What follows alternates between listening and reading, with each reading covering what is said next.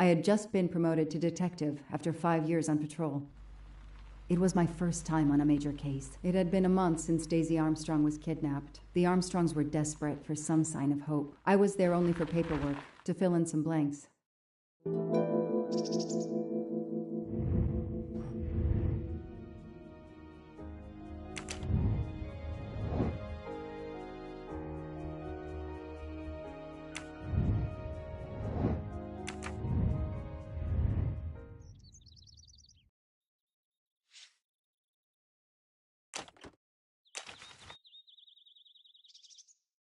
A topographical map, often more important than a road map in these mountains.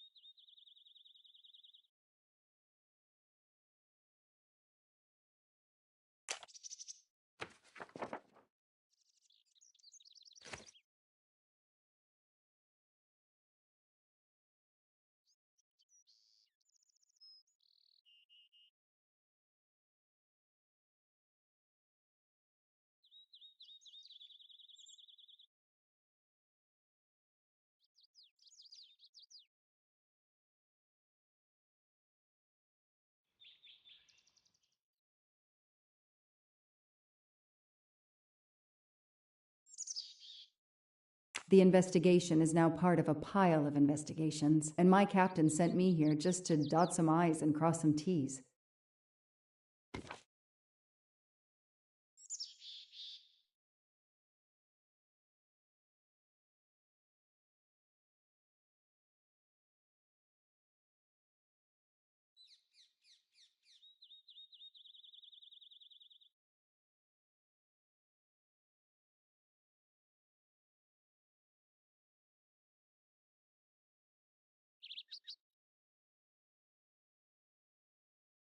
The crime was audacious. How could the kidnapper know which was the window of Daisy's room?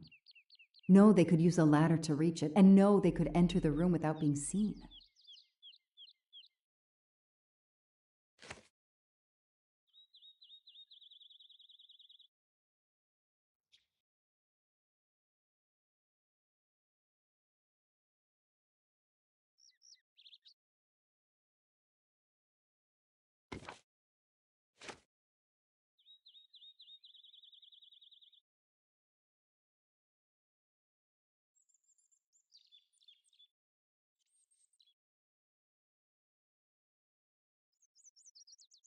The misspellings are clearly on purpose, and they didn't return the child when the ransom was paid.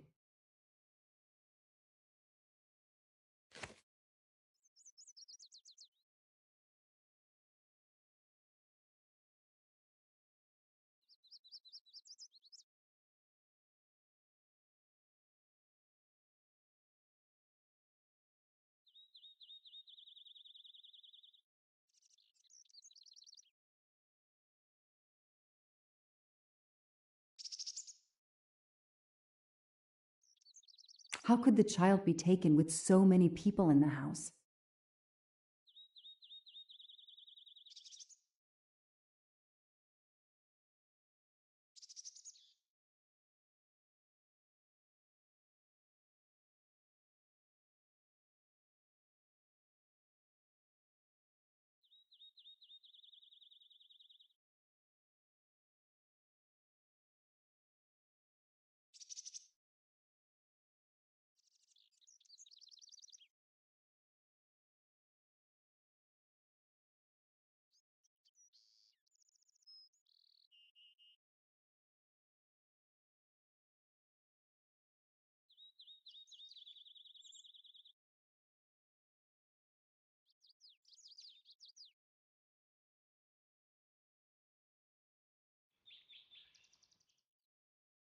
How could the child be taken with so many people in the house?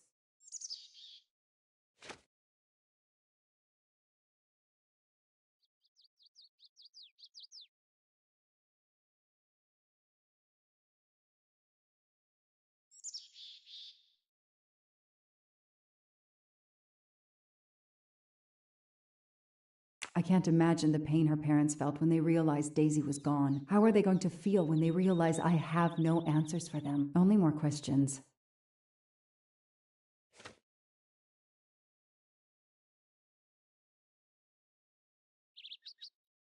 That's why I'm here. A damn computer glitch. Or somebody pushed delete instead of save. Whatever happened, we lost the nanny's deposition. So my entire contribution to the investigation is to take it again.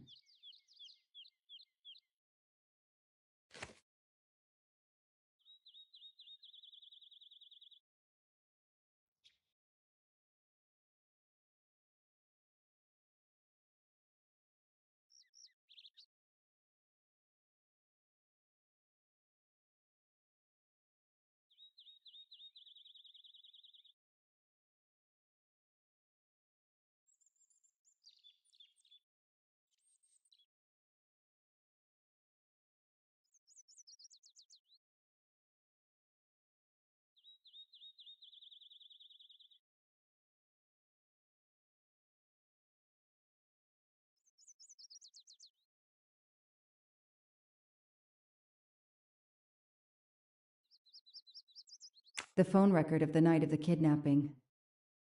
The last call was for 911.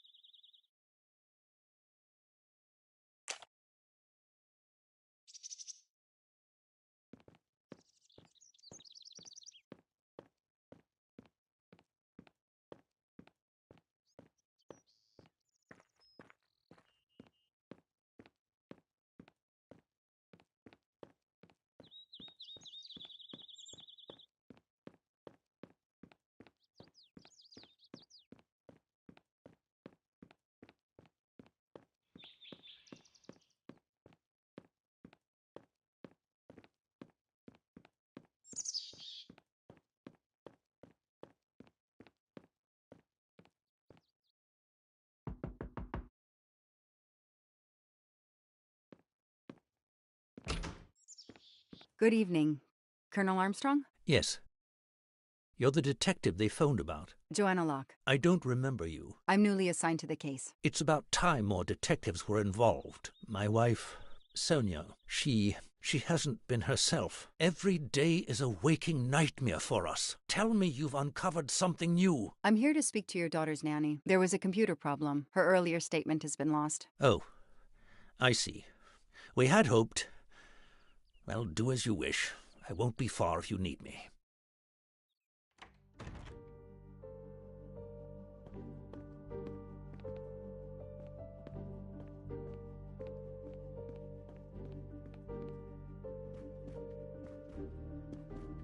Their fairy tale became a nightmare.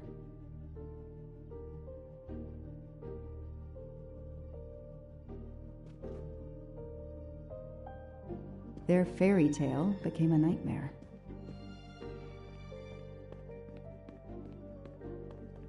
Sympathy and support for the Armstrong family during this difficult time. Thoughtful, but never enough.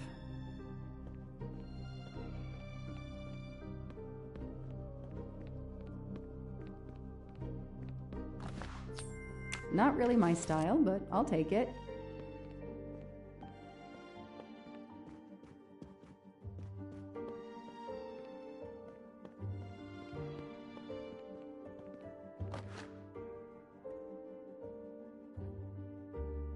What a dear child.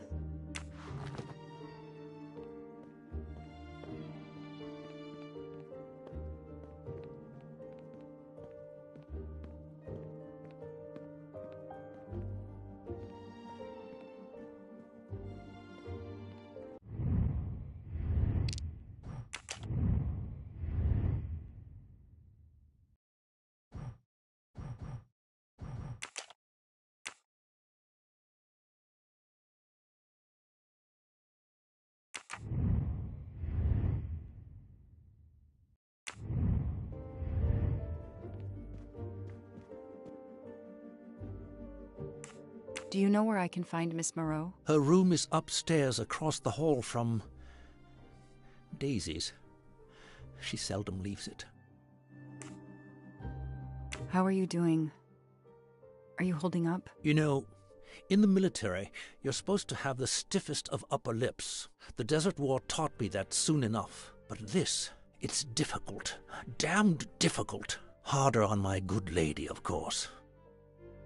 I won't be long. Take whatever time you need.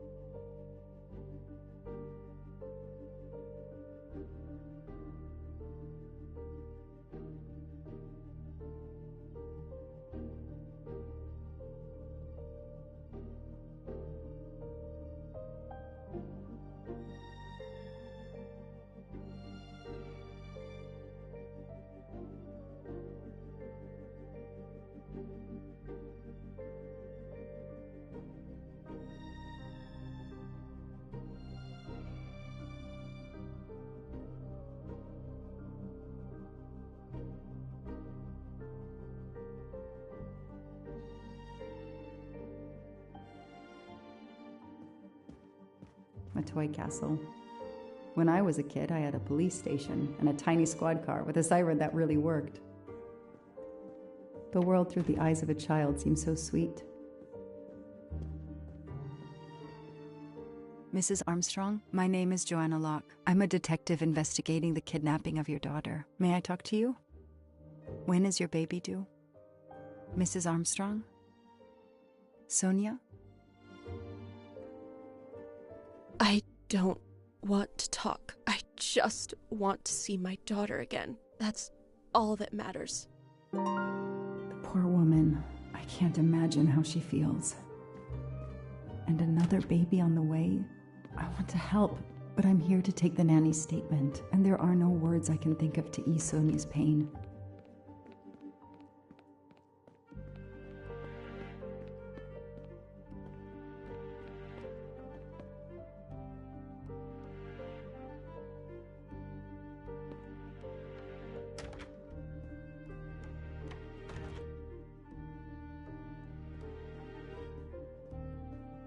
A toy train.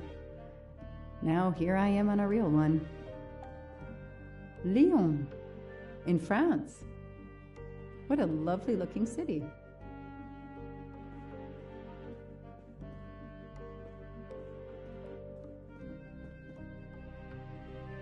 Hello, are you Suzanne Moreau, Daisy's nanny? Yes? I'm Joanna Locke, a detective working on Daisy's case. Is there any news? I'm afraid not. How can I help you? I'm really sorry. I'm afraid I have to take your statement again concerning the evening of Daisy's disappearance. There was a computer problem. Your statement was accidentally deleted. Of course. I want to help any way I can.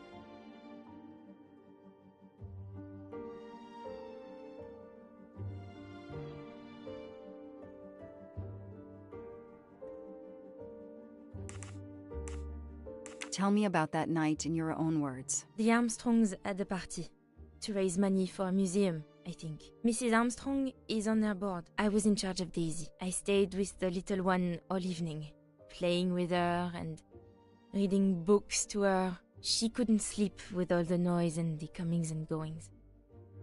When did you notice Daisy was missing? I was only gone 5 minutes to phone my mother. She's in the hospital. When I returned, Daisy wasn't in her bed. I thought she might have gone to look at the party, but then I saw the ransom note on her pillow. I screamed and screamed.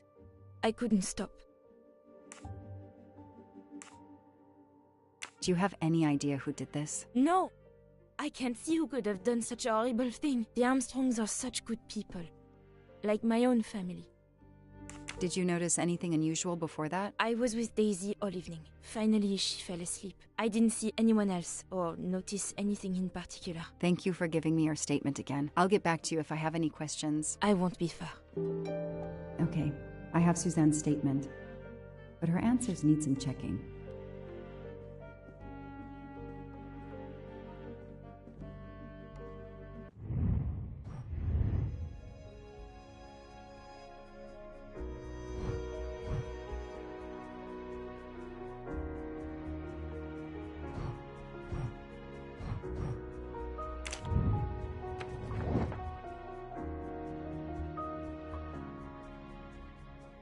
Everything looks okay here. Nothing shocks me here. Everything looks okay here. Nothing shocks me. Everything looks okay here. Nothing shocks me here. Hey, I'm a pretty good detective after all.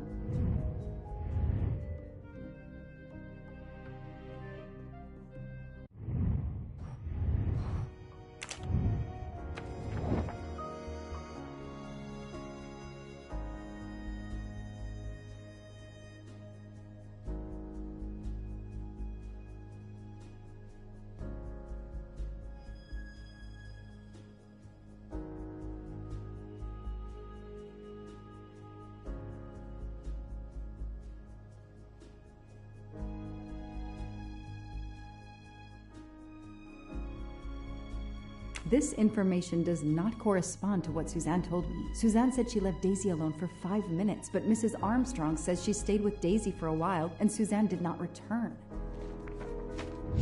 That's it. No rookie mistake there.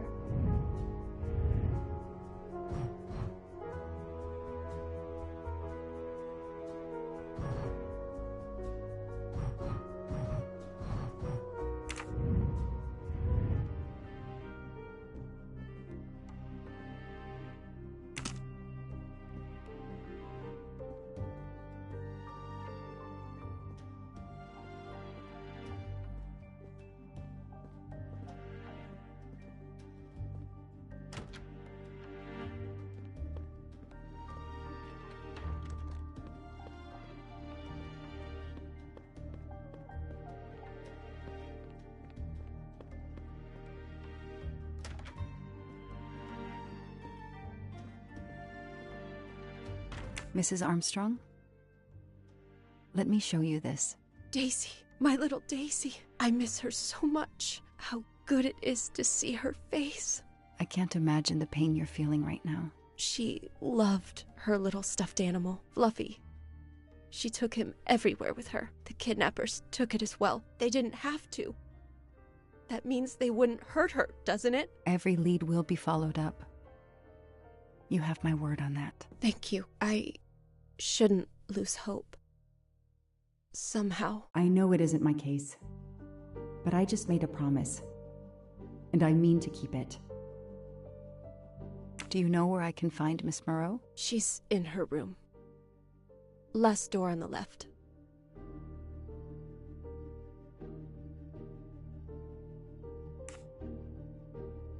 Tell me about the night Daisy was taken, especially anything about your daughter and Suzanne Moreau. Apart from seeing to our guests, I took a moment to check on Suzanne and Daisy in Daisy's room. Suzanne wasn't there, but Daisy was asleep. I sat with her for 10 minutes or so. Suzanne didn't return while I was there, but there's no reason for her to sit there all night when Daisy is asleep. I went back downstairs. May I come back if I have more questions? Of course. Anything I can do. Okay, the stories Sonia and Suzanne tell don't match. I should recheck my file and track Suzanne's movements.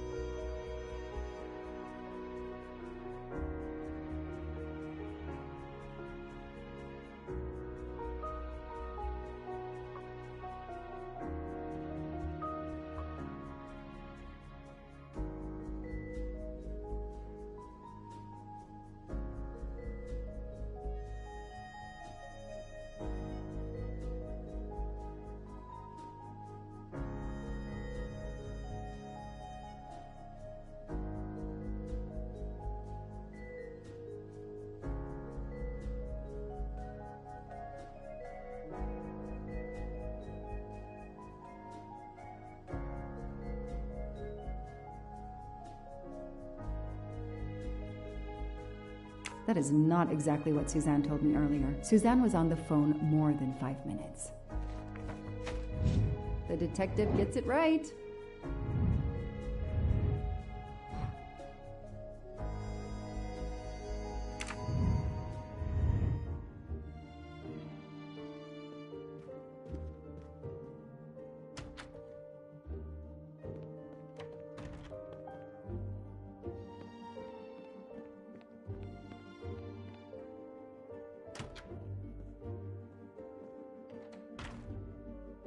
If I understand you correctly, you left Daisy when she was not asleep? The party was very loud.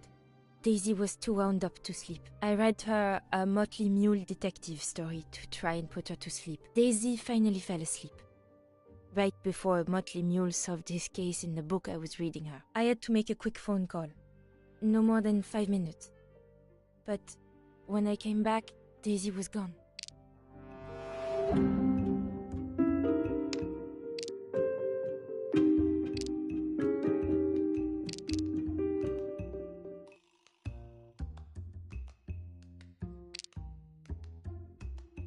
Are you sure you were only gone for 5 minutes? 5, 6, what does it matter? It was very quick. You say you were only away 5 or 6 minutes, but Mrs. Armstrong says she was alone there more like 10 minutes. And the phone record shows that you stayed on the call for more than 30 minutes, way longer than you said. My mother is extremely ill. It's difficult for me. I may have lost track of time. When I came back, Daisy had disappeared. It must have been a coincidence. You have to be precise, Suzanne. A little girl's life is at stake. Why are you doing this? I didn't do anything wrong. I would never hurt Daisy. I need to check Suzanne's story. She's panicking. Why now? What is she afraid of?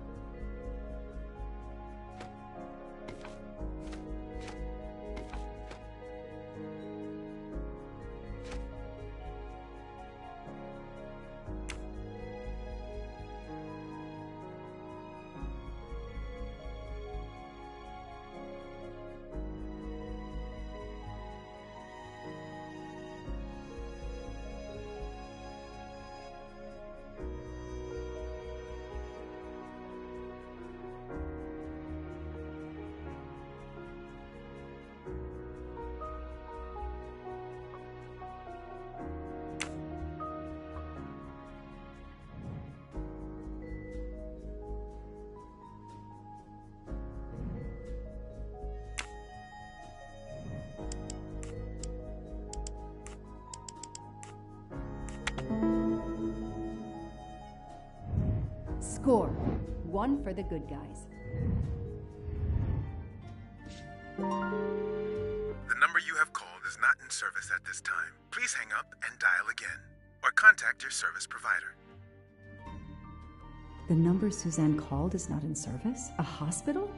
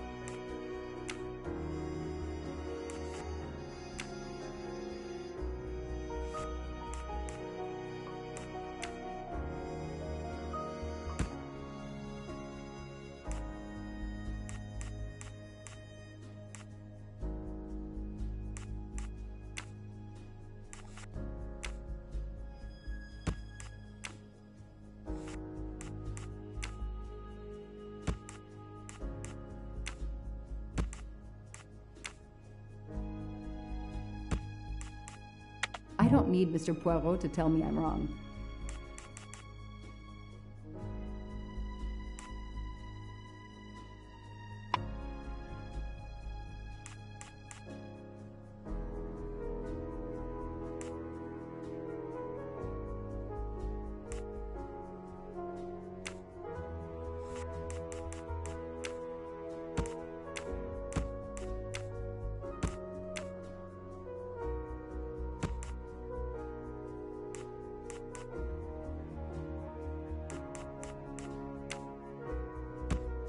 No, I did something wrong.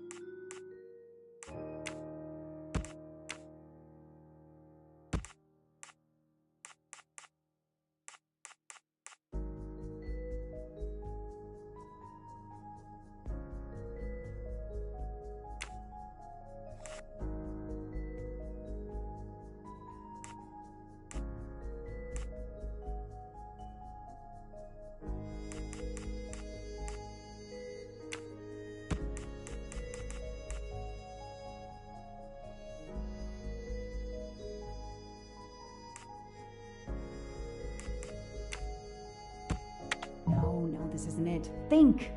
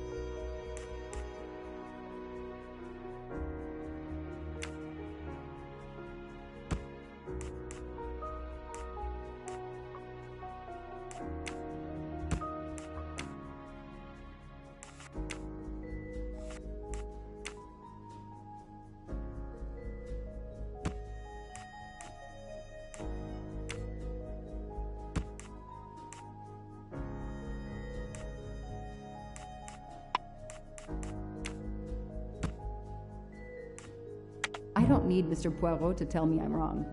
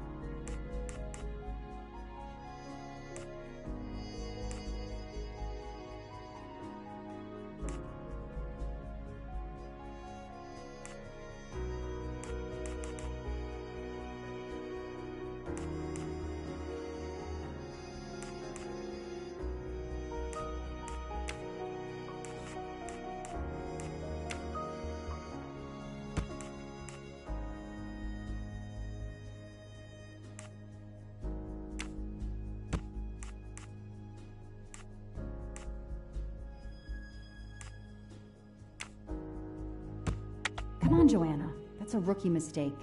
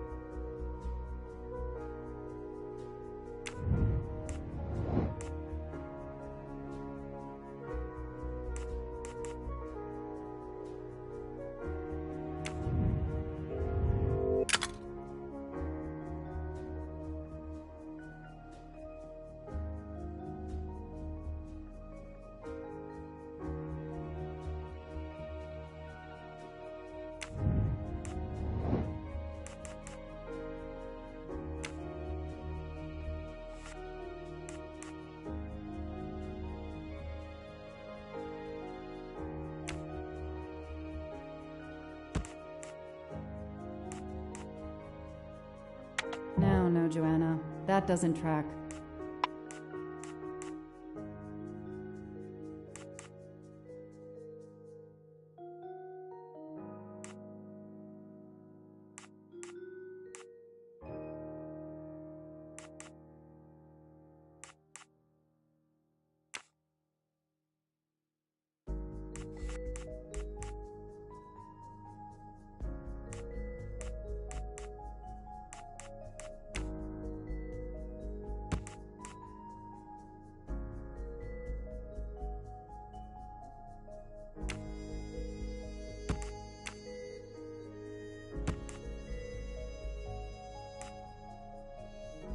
I don't need Mr. Poirot to tell me I'm wrong. No, this isn't it. Think!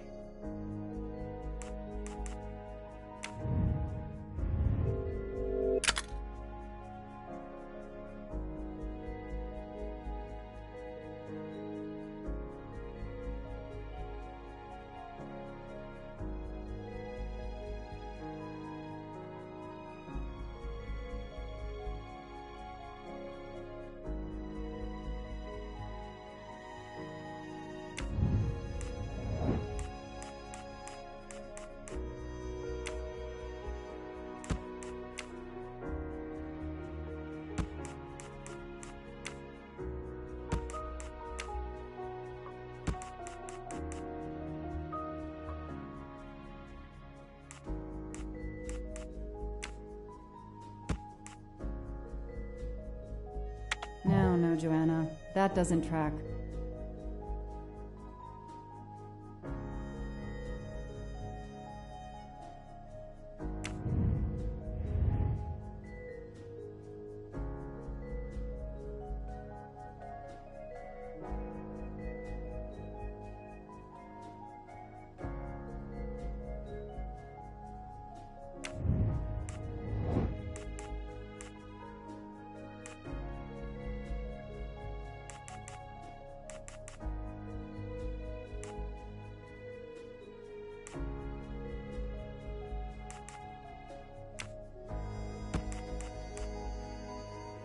No, I did something wrong.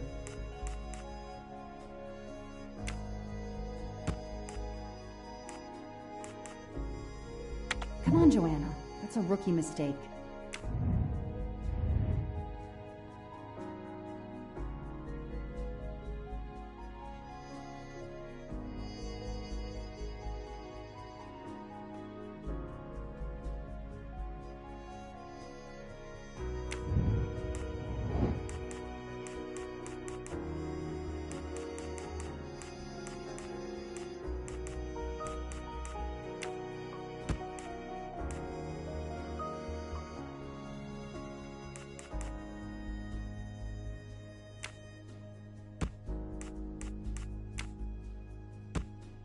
No, this isn't it. Think!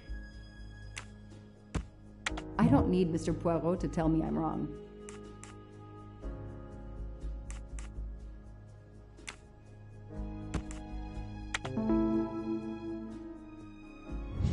Hey, I'm a pretty good detective after all. The kidnapper places a ladder under the window to Daisy's room. Then he joins the party, just one guest in the crowd. He somehow knows when Suzanne leaves the room, then sneaks upstairs. He opens Daisy's window, carries her down the ladder, and vanishes.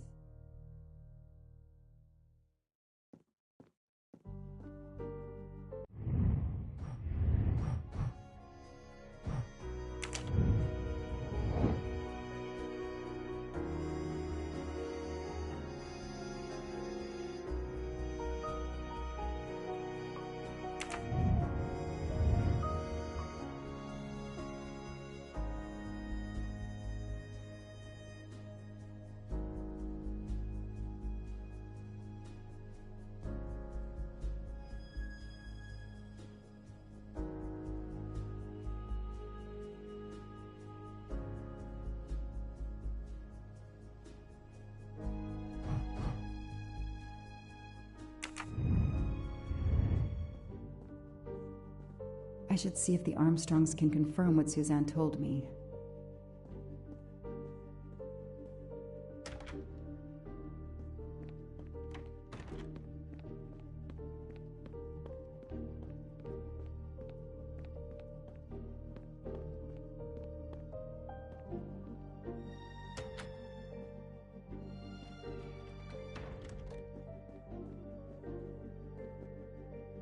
I spoke with Suzanne.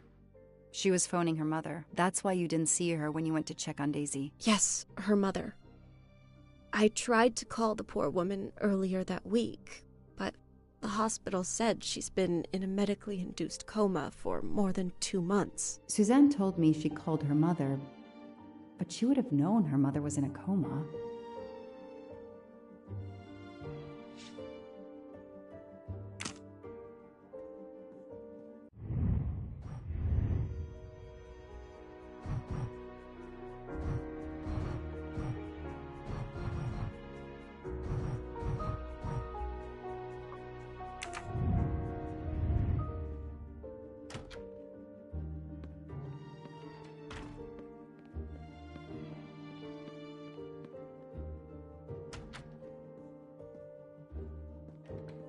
I should see if the Armstrongs can confirm what Suzanne told me.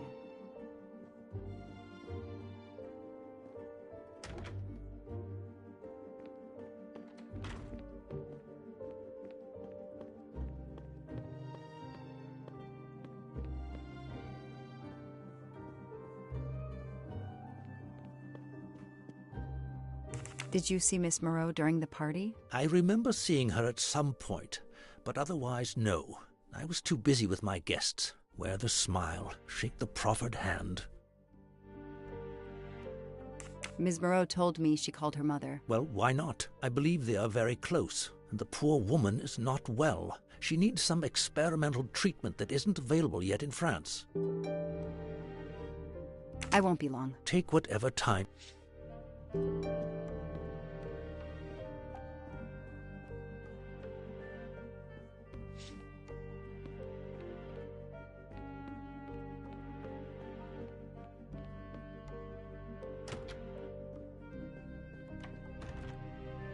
You told me you were on the phone with your mother when Daisy was abducted. As we said earlier, I didn't pay attention and was on the phone longer than I said. But since my mother is very ill, she had to leave her hometown, Lyon, because the treatment is not approved yet in France. She is in an hospital in Boston for a special treatment. I call her every night to check on her. When I came back, Daisy was gone. I'll never forgive myself.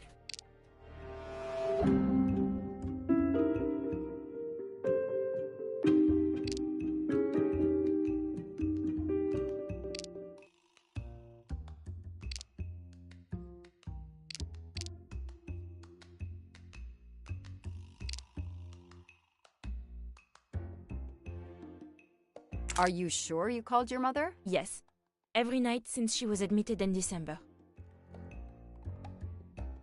Suzanne, I think you really care for Daisy. If you do, then tell me the truth. You can't have been calling your mother while she's in a coma. My mom really is in a hospital in Boston. She really is in a coma. I wasn't calling her. I was on the phone with my boyfriend, Noah. Why lie about it? Why are you panicking? Because he's gone. I haven't heard from him since the night of the kidnapping. I'm afraid he's somehow connected to Daisy's disappearance. That he was just using me somehow. But I swear I talked to him. Yes, for more like 30 minutes that night. So he couldn't have kidnapped Daisy at the same time we were talking. But he could have kept you talking so someone else could take Daisy. Yes, you can see why I lied. Can't you? I was afraid you'd suspect me of having something to do with it. You can understand that, can't you? Suzanne, I want to believe you, but you've made it harder to find Daisy. Do you realize that? Oh my god. What have I done? What's most important is not what you've done, but what you do now. Go. I'll be back to talk to you. No more lies, Suzanne. For Daisy. No more lies. Noah. The name might lead us to that little girl. I am on this case now, whether my captain wants me to be or not.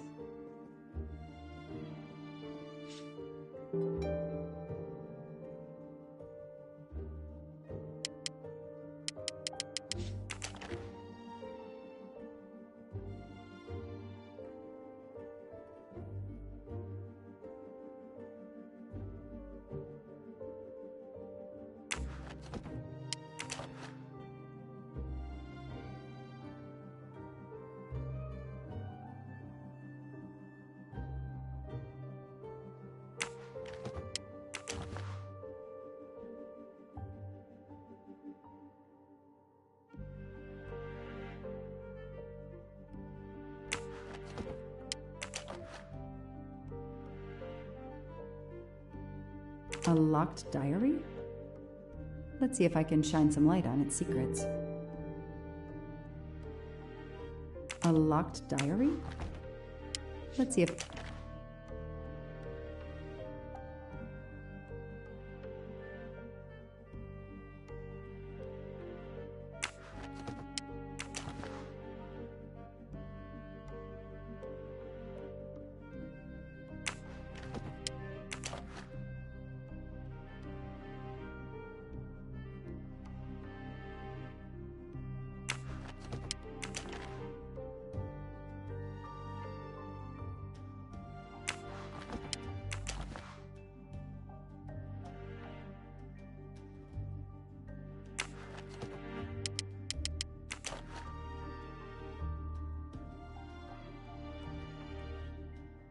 A locked diary?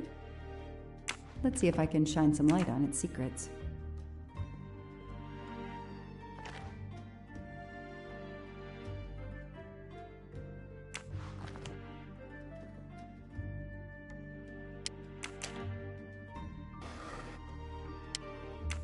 Small jewelry box. By the size, I'm guessing earrings. Why put a key in a jewelry box?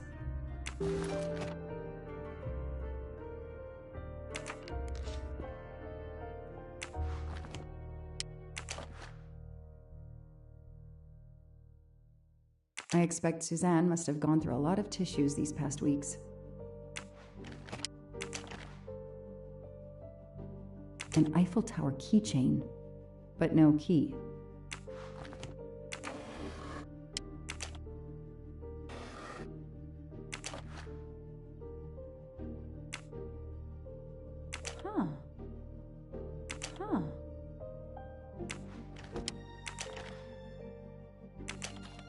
What's in the glass case? Oh, big surprise. Glasses.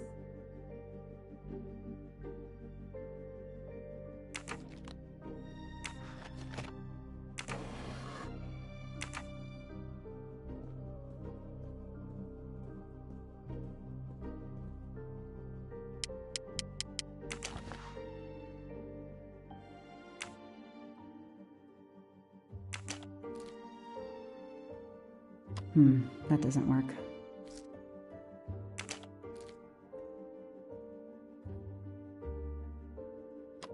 That doesn't work.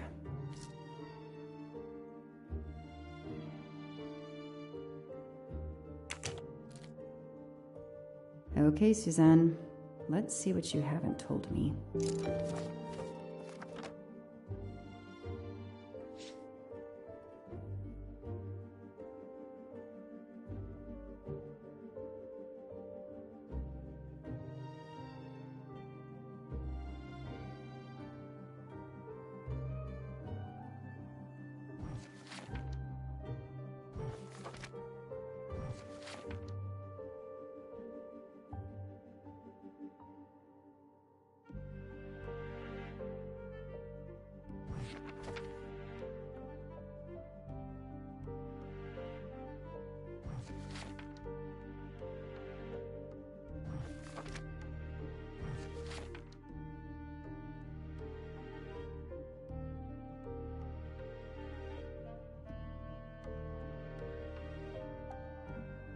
I can see why Suzanne didn't tell me everything about this, Noah. It's clear when he disappeared that she realized something was very wrong.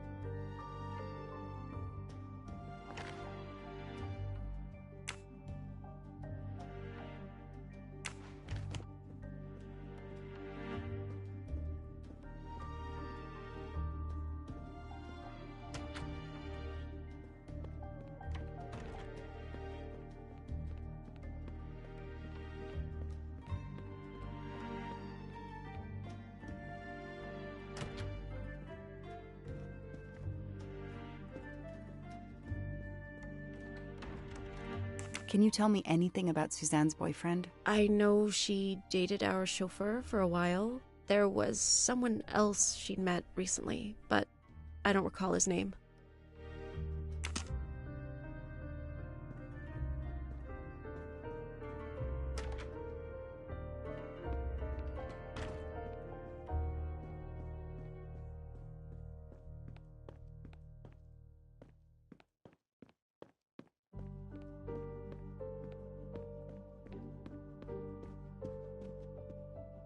Know anything about Miss Moreau's boyfriend? Her boyfriend?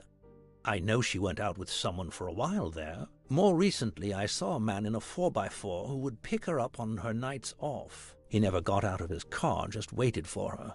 She did seem to spend more time than usual on the phone these past few weeks, but she worked hard. We weren't going to begrudge her what free time she had. Since the abduction, she keeps pretty much to herself.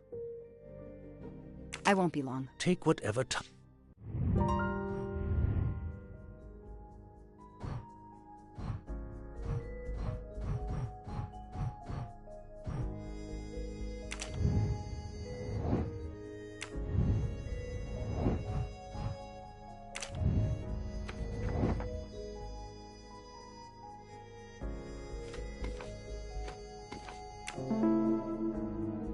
These tire tracks could well be from Suzanne's boyfriend's 4x4.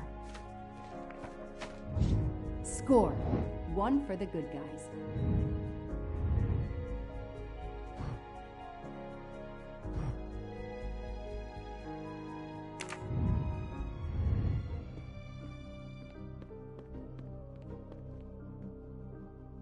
The number you called that night is no longer in service.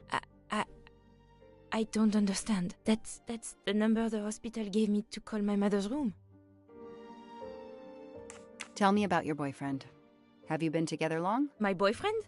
Why? He doesn't have anything to do with this. Please, Suzanne, the sooner you answer my question, the sooner we'll be done. His name is Noah Garrity. I met him at a Lunar New Year party in Great Barrington. He is a kind and caring person, although, well, I miss him. He had to go away on business. He should be back. Tread marks of a 4-wheel drive vehicle were found outside the garden on the night of the kidnapping. Noah drives one, doesn't he? Where is he, Suzanne? If you know anything more about him, you have to tell me. I know what you're thinking, but it's impossible. He was very nice to me. He never did anything to make me suspicious. We went out to eat, to the movies. Just like a normal couple. He's not the only man in the Berkshires who drives that kind of car.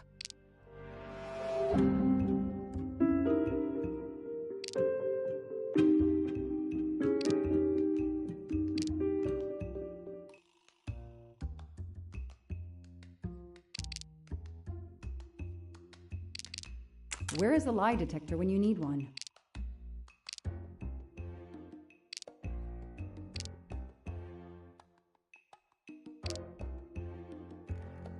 You really didn't notice anything strange about Noah until he vanished? He could get moody at times, as if he had a lot on his mind.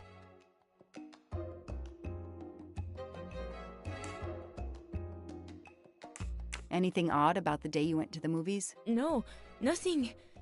People do that on dates. I have to ask, Suzanne. We have to cover everything. You mentioned the Blue Lagoon. Why? I don't know. I never thought about it. I guess he liked the place. That makes sense. In your diary, you say that Noah took you to a cabin in the mountains on Valentine's Day. You read my diary? I'm sorry, but we have to find Daisy. We both want that. So yes, I looked in your diary. You're right. He took me to a cabin in the woods. I waited for him in the car. He came out after a few minutes. He was very sweet and apologetic, but he never explained. We went back to the restaurant for dessert. Did you ever go back to the cabin with him? No, never. So what made Noah drive all the way to a cabin in the middle of nowhere? He left her in the car. Why was he there? This is important. I know it is. I can use Suzanne's directions to the cabin and compare them to the map of the area I have in my car.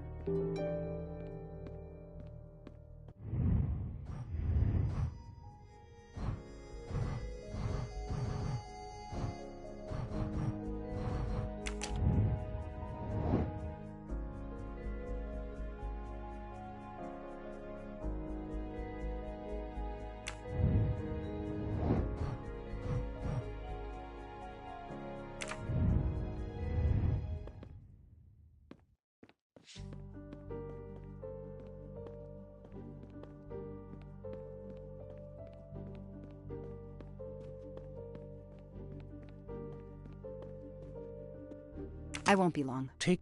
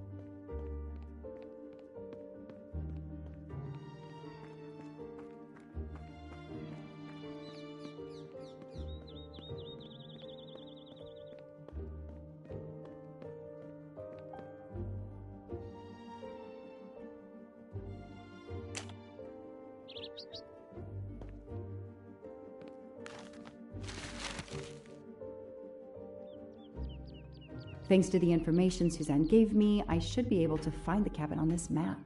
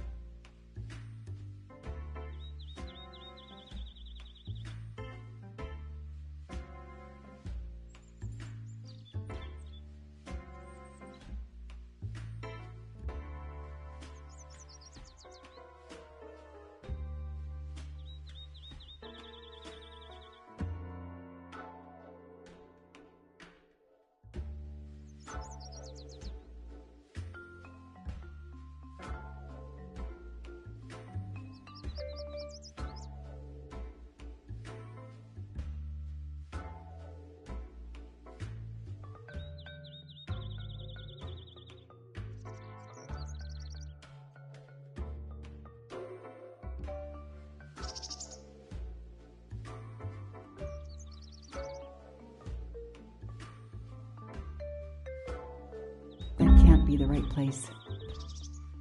That doesn't really match.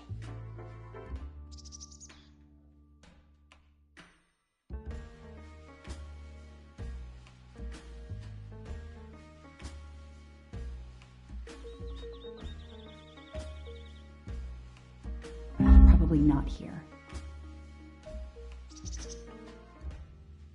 That doesn't really match. Probably not here.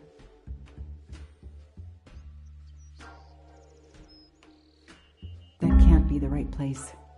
That doesn't really match. That can't be the right place. Probably that doesn't really match. Probably not here. That can't be the right place.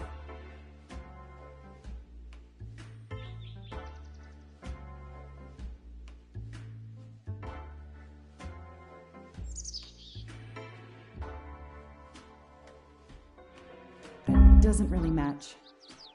Probably not here. That can't be the right place. That doesn't really match. Probably not here. That can't be the right place. That doesn't really match. Probably not here. That can't be the right. Probably not. That doesn't really match. That can't be the right place. That doesn't really match. That can't be the. Probably not. That can't be. That doesn't really match. Probably that can't be the right place. That doesn't really. Probably not. That doesn't really match. That can't be the right place. Probably that doesn't. Probably not here.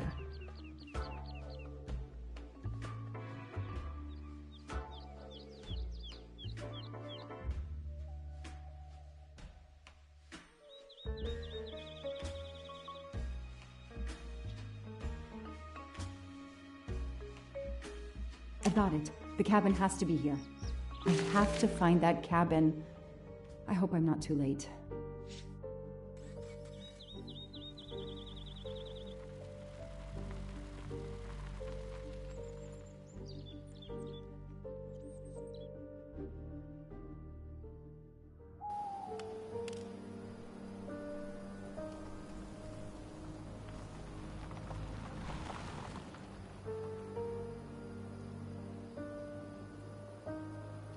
Okay, here is this famous cabin.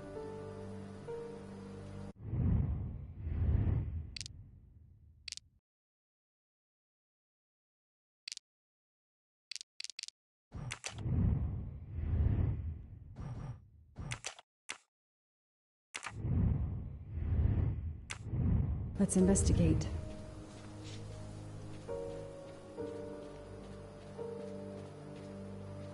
That barrel is sturdy enough. I could climb on it.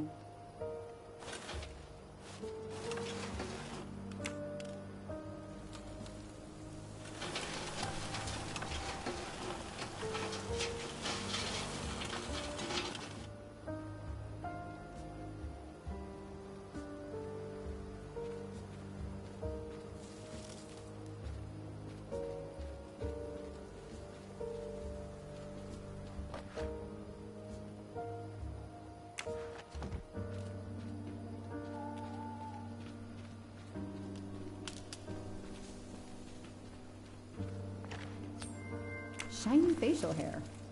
The good news is that it's gold.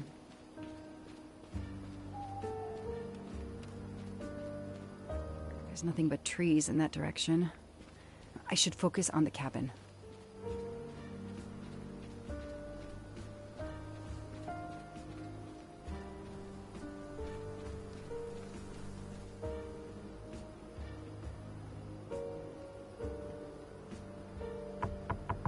Hello? Is anyone there? Nobody. I can't just waltz in without a warrant.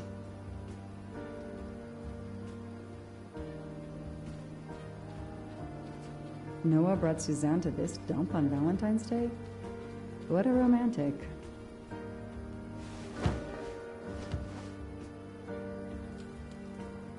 Ugh, an old hunting trophy starting to molt.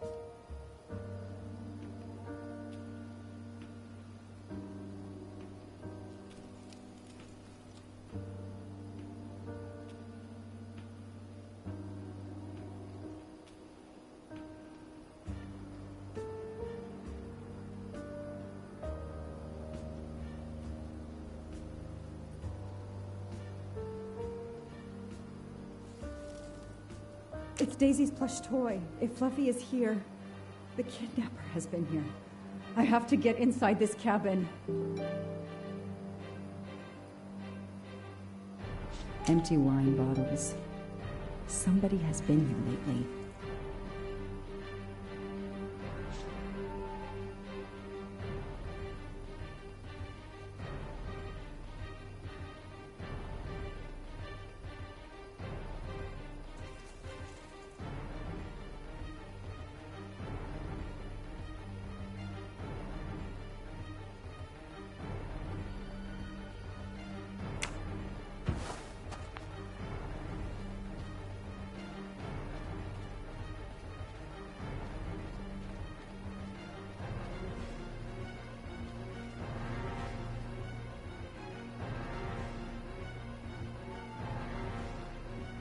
The broom isn't sturdy enough to force the door.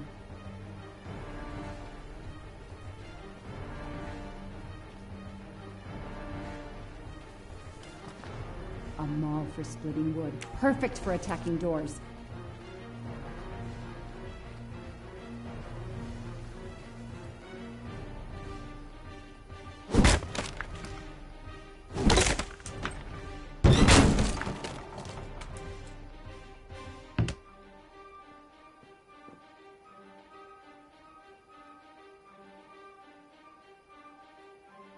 Look at that.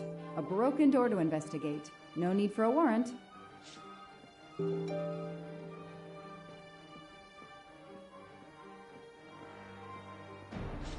The floor is scratched and worn in this area. The sofa must have been moved a lot.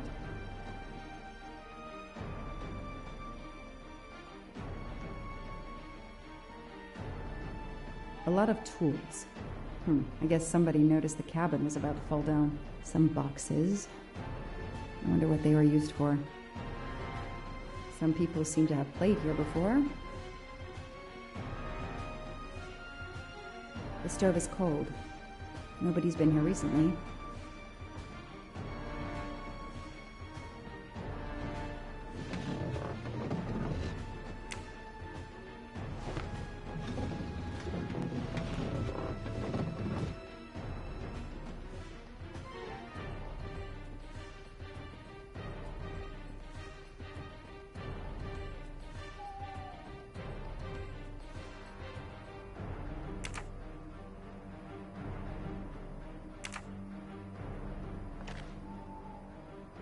That's a woman's hairbrush. Did Suzanne actually come in here after all?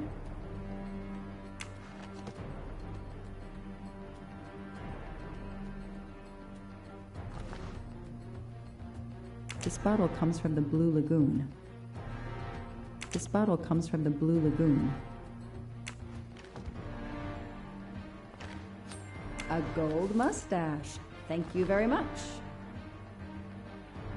It's Fluffy, no doubt about it.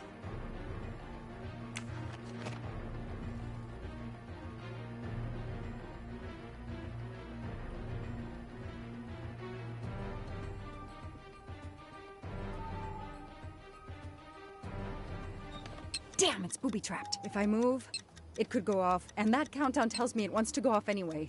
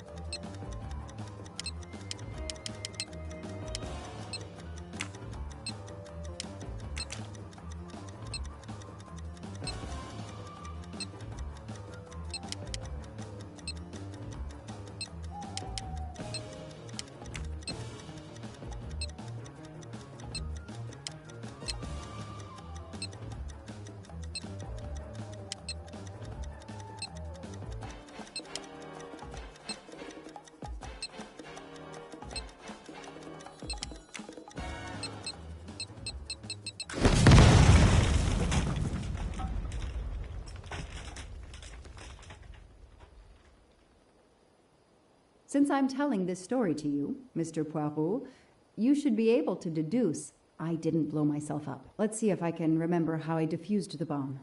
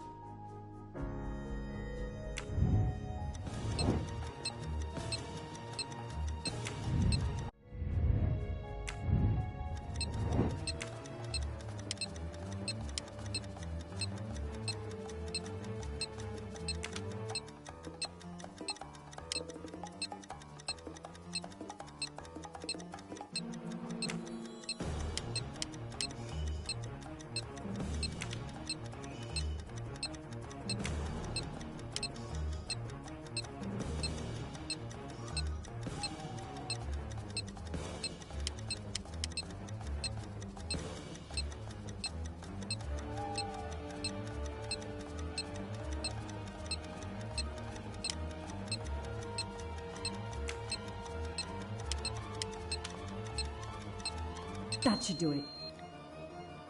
Wow, I wonder if that's how close it was. This would have ended my investigation right here. These rods are heading towards the canisters. It must be the trigger for the explosion. I smell a strong, sweet smell. Damn. I think these are filled to the brim with diethyl ether. Incredibly flammable. It looks like the kidnappers wanted to utterly destroy this place and whoever opened this hatch. A wooden crate? I have to open it.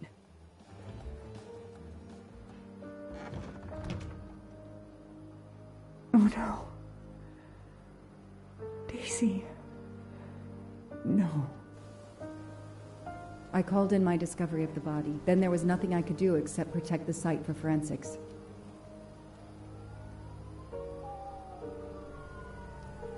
The forensics team arrived an hour later, cordoned off the cabin with crime scene tape, and went to work, looking for physical evidence, fingerprints, testing for fluids, DNA, any clues science can uncover.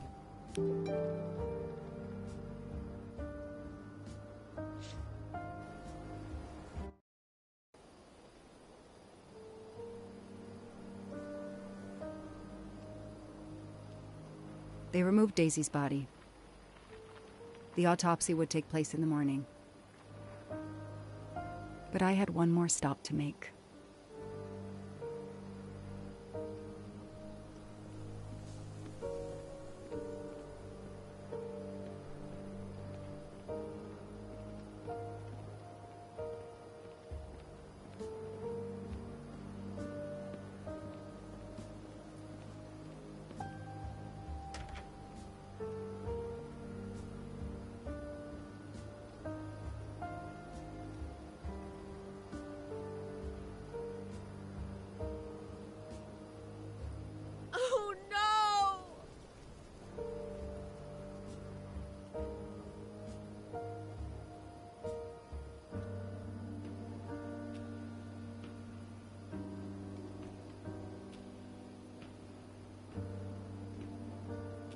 That night, I swore to find the monster who killed that child.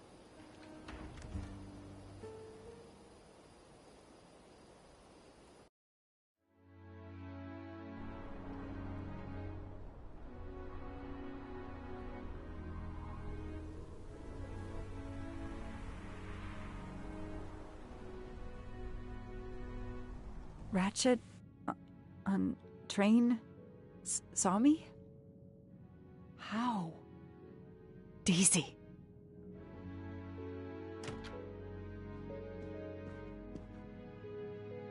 She was awake? And then she collapsed again. I take the responsibility. She was weaker than I realized. Oh. Lie still while I examine you. Pupils dilated? I'm all right.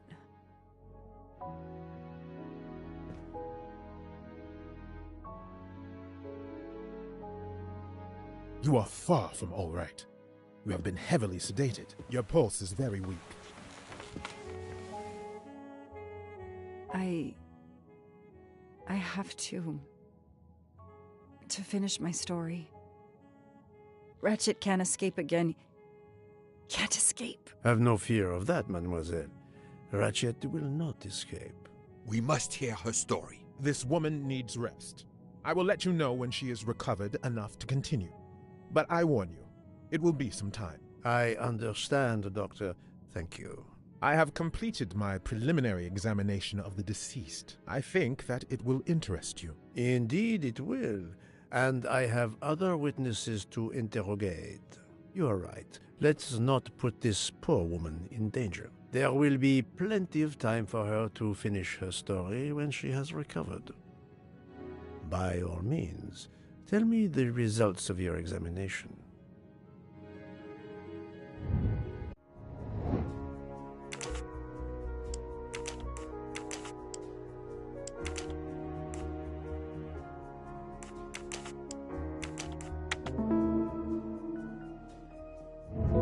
I'm right again. That happens to me a lot.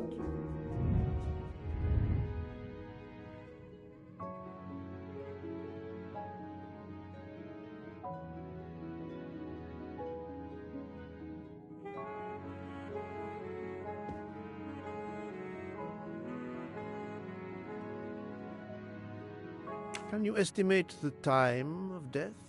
Rigor mortis was advanced, but not complete. I estimate the death occurred between midnight and 2 in the morning. That tallies with the witness statements I've collected so far. What is the cause of death? Multiple stab wounds to the upper torso. It's odd there are no signs of a struggle. That might indicate one of the first wounds was enough to kill him. It seems that Monsieur Ratchet had taken sleeping pills during the night. Ah, that would explain the lack of defensive wounds. Mr. McQueen and Mr. Masterman told me that Monsieur Ratchet didn't smoke. Can you confirm this? I can't say without a more extensive post-mortem. What can you tell me about the stab wounds? I counted 12 in all. 1 or 2 are so slight as to be practically scratches. On the other hand, at least 3 would be capable of causing death. The angle of the wounds is instructive. Most appear to have been struck by a right-handed person.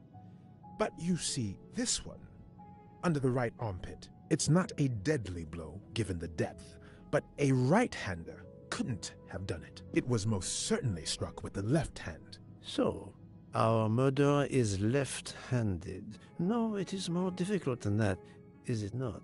As you say, Mr. Poirot, some of these other blows are just as obviously right-handed.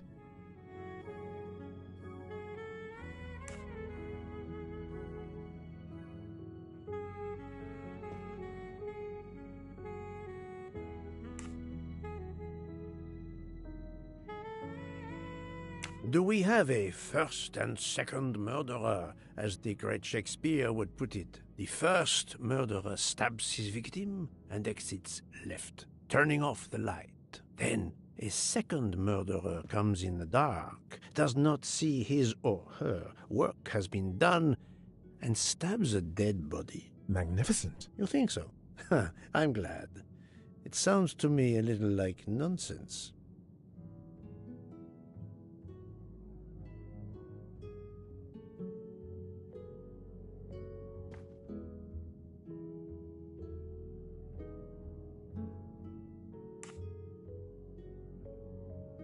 Thank you, Doctor. excellent work under difficult circumstances. Please let me know when I may speak again with Mademoiselle Locke. Of course.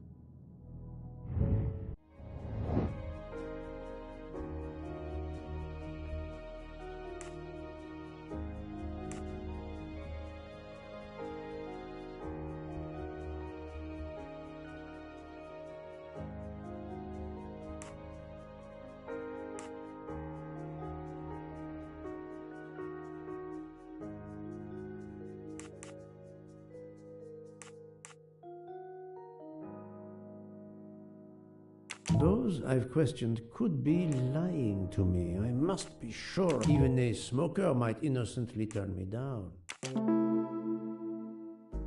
Yes, that's certainly a good place to start.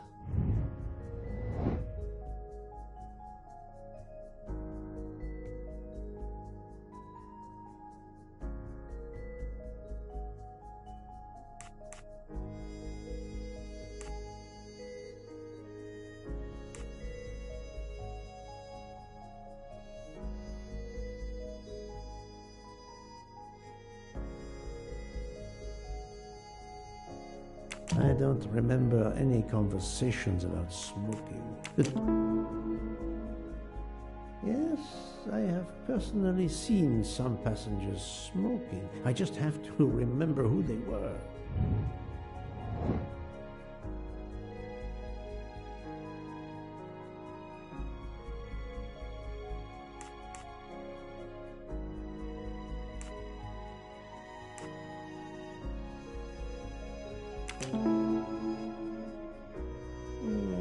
I suppose it's likely they will give me the list of who smokes what. My little gray cells did not let me down.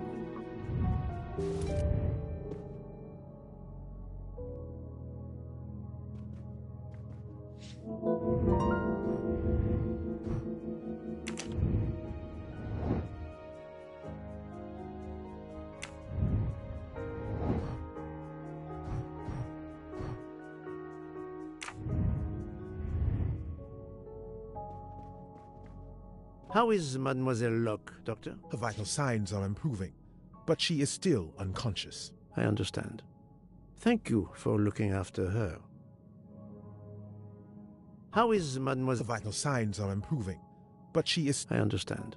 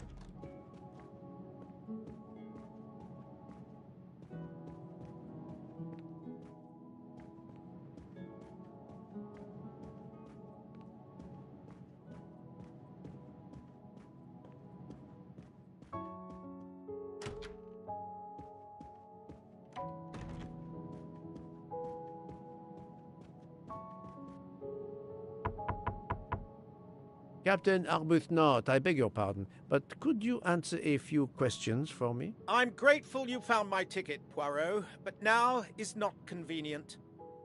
I certainly didn't expect such a resistance.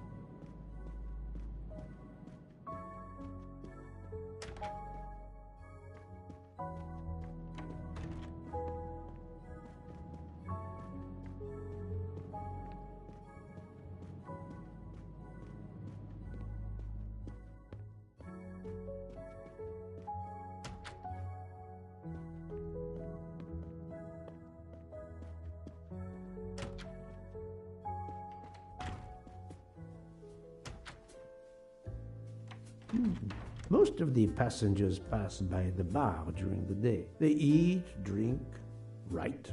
Maybe I can use this information for my investigation.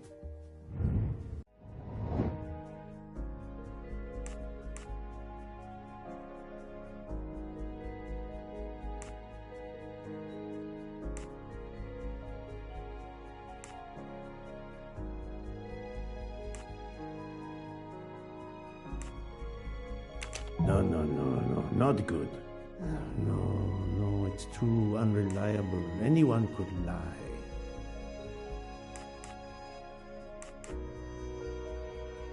Right. Yes, it could work. He appears to be an observant young man and serves the passengers regularly.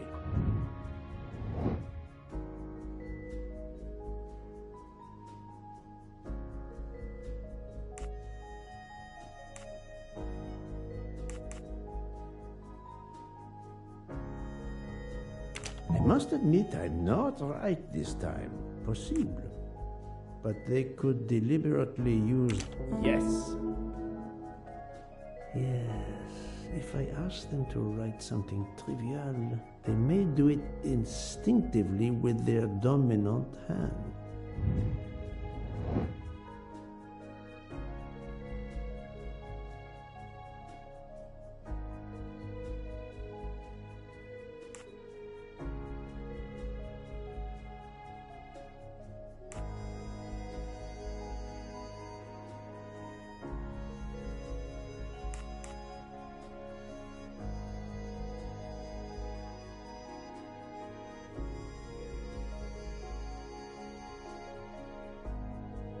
I do not think that's the right answer. Given all his regular duties and the number of passengers he serves, it's right. Yes, I will remember which people use their right or left hand.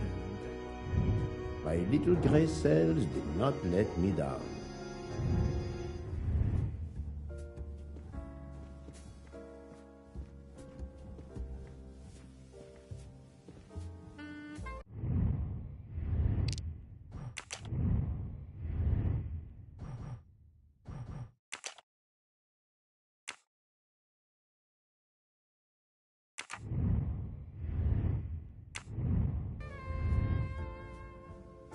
Mademoiselle Debenham, I have a few questions for you. Of course.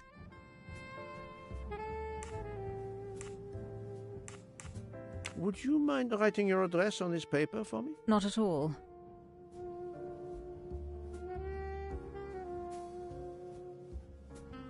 That's it. Mademoiselle Debenham is right-handed.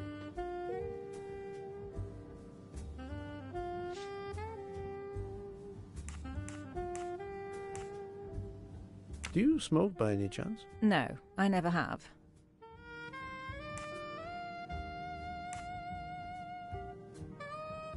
That's it. Mademoiselle...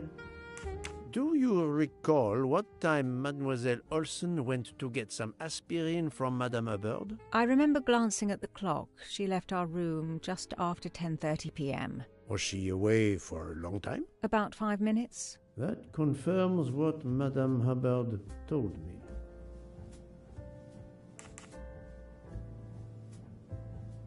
Let's start with your movements last night. There's little to tell. I went to bed and slept. Did you know the man who was killed? I saw him for the first time during lunch yesterday. Did you notice anything about him? Well, if I believed in auras, I might say he seemed dark. Do you own a scarlet nightgown? No, it isn't mine. Whose then? I don't know. What do you mean? You do not say, I have no such thing. You say, it isn't mine, meaning that you know who it belongs to. Am I correct? Oh, I see. No. I woke up this morning about 5 a.m. with the feeling that the train had been standing still for a long time. I opened the door, and I saw someone in a scarlet kimono some way down the corridor. Her back was turned. It was impossible to see who it was. I understand.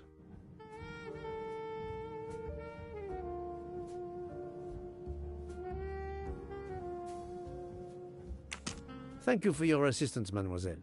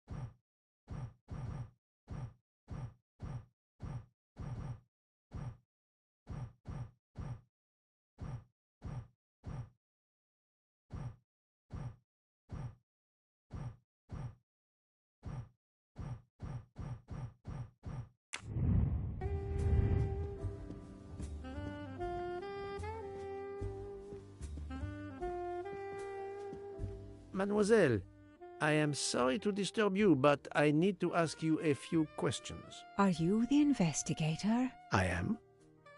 We are lucky you are on the train. What do you want to know?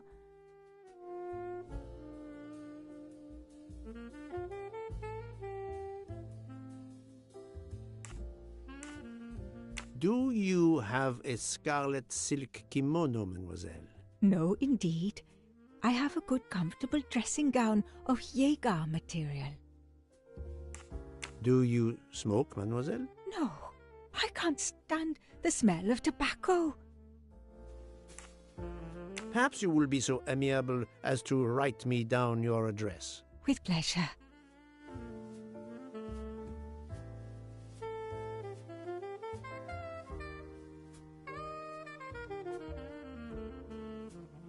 Mademoiselle Olsen is indeed right-handed. Is there anyone else in your compartment? Yeah, a young English lady. Very nice, very amiable. After the train left Vinkovsky, did she leave the compartment? No, I am sure she did not. Why are you so sure, if you were asleep? I sleep very lightly. I am used to waking at a sound. I am sure that if she had come down from the berth above, I should have awakened. Did you yourself leave the compartment after that? Not until this morning. I hear, mademoiselle, that you were the last person to see the murdered man alive. I do not know. It may be so. I opened the door of his compartment by mistake. I was much ashamed. It was a most awkward mistake. You actually saw him? Yeah, he was reading a book. And what did you do after that, mademoiselle? I went in to the American lady, Mrs. Hubbard. I asked her for some aspirin, and she gave it to me. I usually carry extra aspirin for the refugees, but I gave mine to a camp in Turkey. They needed it more than me.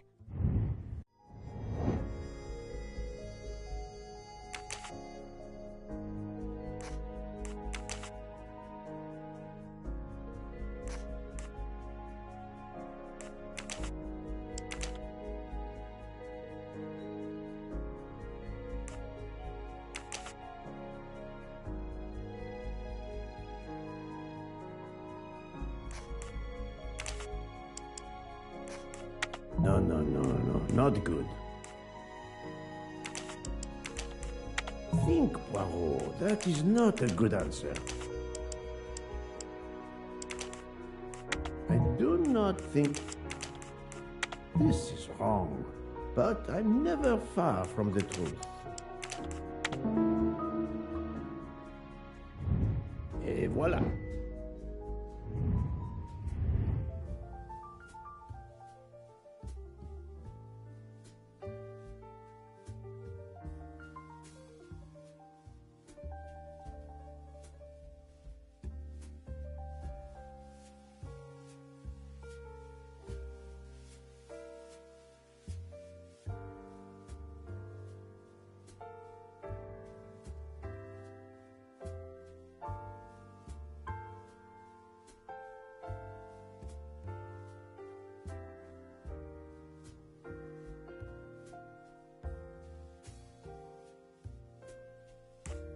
Did Mrs. Hubbard ask you whether the communicating door between her compartment and that of Monsieur Ratchet was bolted? Yes.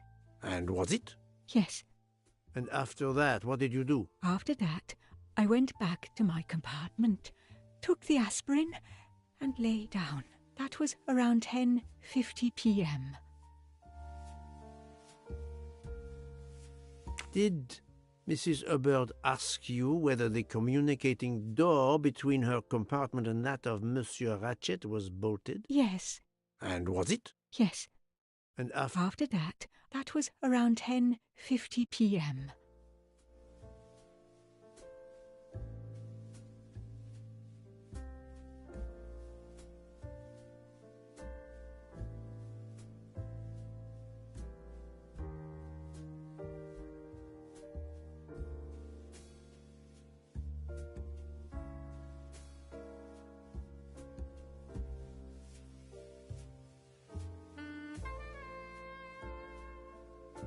This was a very interesting conversation, mademoiselle. I thank you. If you have any other questions, I'll be in my compartment.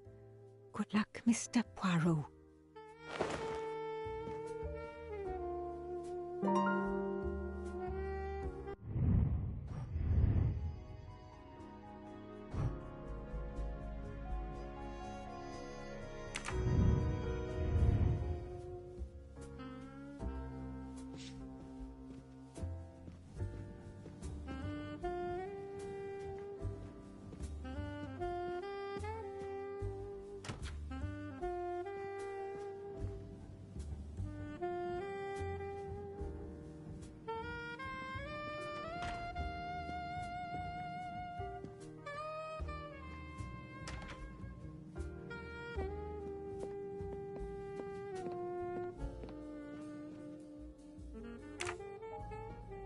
Monsieur Fauché, may I disturb you for a moment? Of course. How can I help?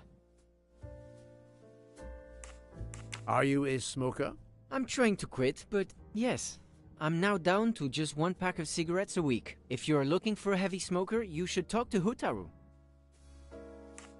Can you write your address on this paper, please? You want to pay me a visit?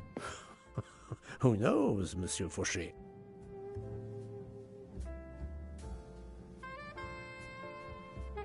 He is right-handed, there can be no doubt. It is, of course, about the murder of Monsieur Ratchet. Can you tell me your movements last night? I understand. Yesterday evening, I took a break at Vinkovsky station with Hotaru. We then went to our quarters in the staff accommodations, a section of the luggage car. Freya was there, reading, and I went to bed right after. Freya is there now, I think, and Hotaru is in the kitchen. They can verify my story. What time was this? 11:30 p.m. or a bit after. The snow is beginning to fall heavily. I see. Thank you. It is. Can you? I understand. We then went to... Freya is there now, I think. They can verify my story. What time was 11:30 p.m. or a bit after. I see. Thank you, Monsieur Fauché. I'll come back to you if I have more questions.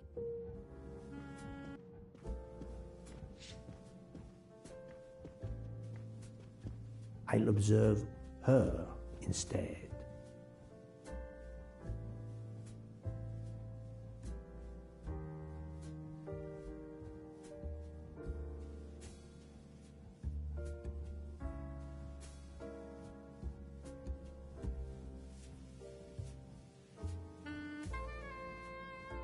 I'll observe her.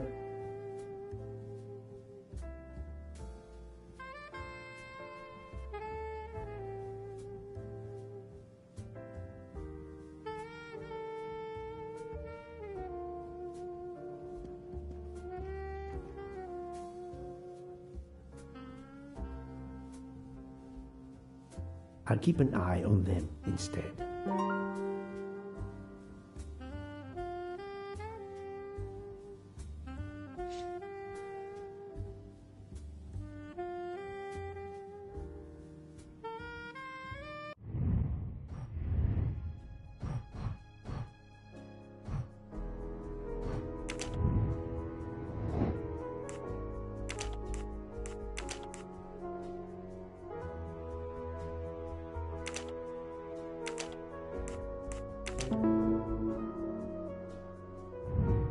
That's the right answer.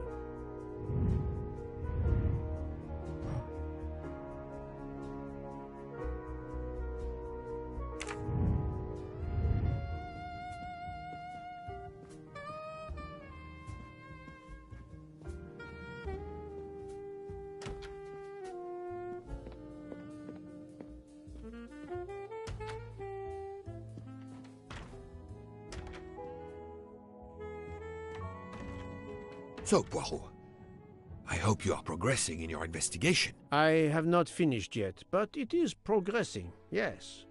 I still have many questions that must be answered. I will report to you as soon as I can.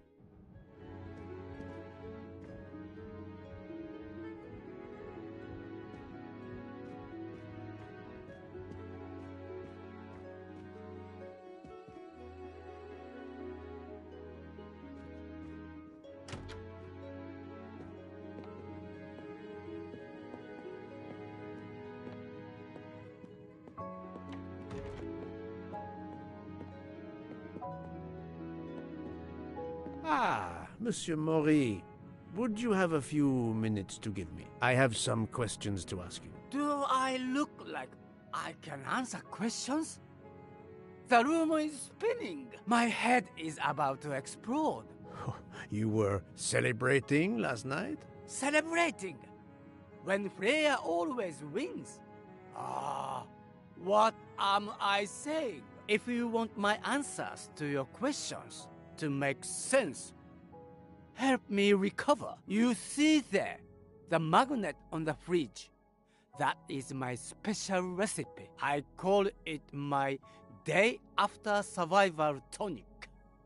If you could make me my special tonic, I might survive long enough to answer your questions. Jean knows the recipe very well. He can help you with the preparation.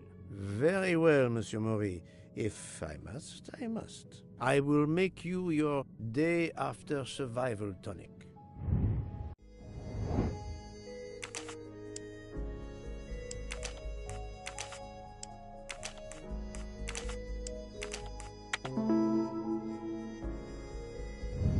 My little gray cells did not let me down.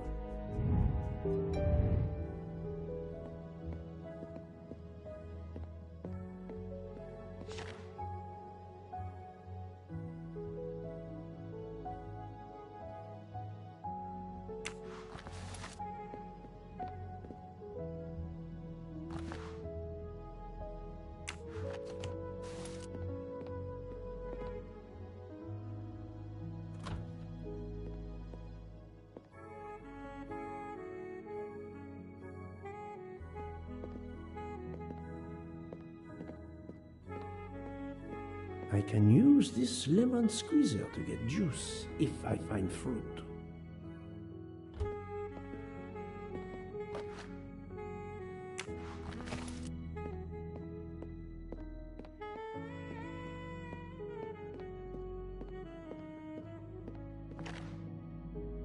I'm missing half of the tonic ingredients.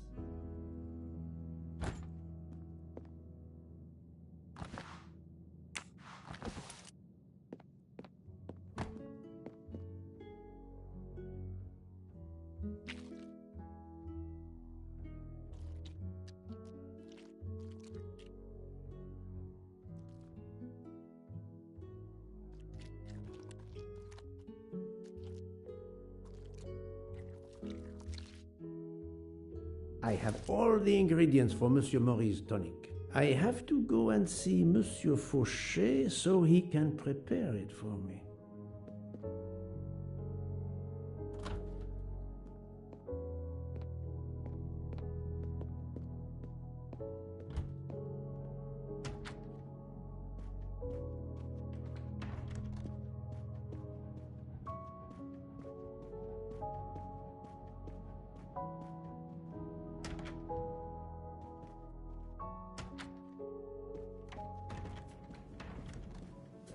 Monsieur Fauché, may I disturb you for a moment? Of course. How can I help? Monsieur Fauché, I need your help to prepare a cocktail. What is this phrase? This is music to my ears. What can I fix for you? A mojito? A gin and tonic? Or perhaps a martini? Shaken, not stirred? It's not for me, but for Monsieur Maury. Ah, his day after survival tonic. Unfortunately, I know it well. Here is everything that was listed on the magnet. Excellent! I can take it from here. Mr. Poirot, I'm uncertain about the lemon juice. Is it half a lemon or a full lemon for the recipe?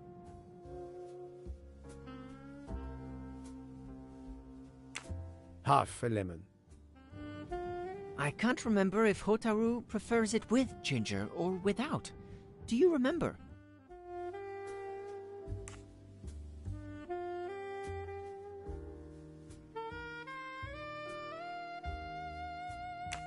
I can assure you that he will want the ginger.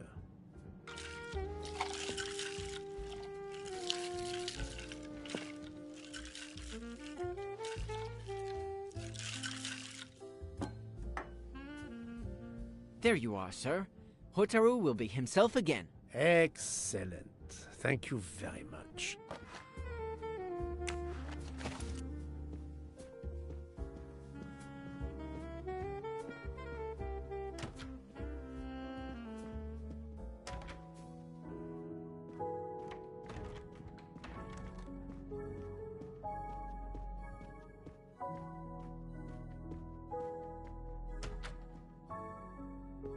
Here you go, Mr. Maury. I hope this will help you. Thank you very much. Please give me a moment. While this takes effect, it will be a while, I'm afraid. But I will not move from the kitchen. Since I have to wait, do you know where I can find Mademoiselle Nielsen? She is in the staff quarters in the luggage car. If the door is locked, John will have the key. Thank you. I will return. I hope you have a speedy recovery.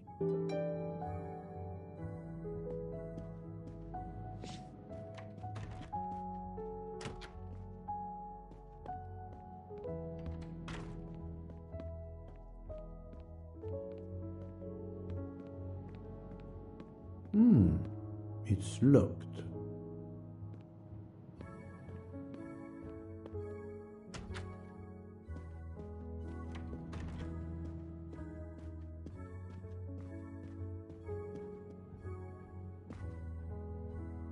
Monsieur Maury told me that you are the one who has the key to open the luggage car door. I will need it. Yes, that's right. Here it is. Please don't forget to give it back to me. I will not forget, Monsieur Fauché.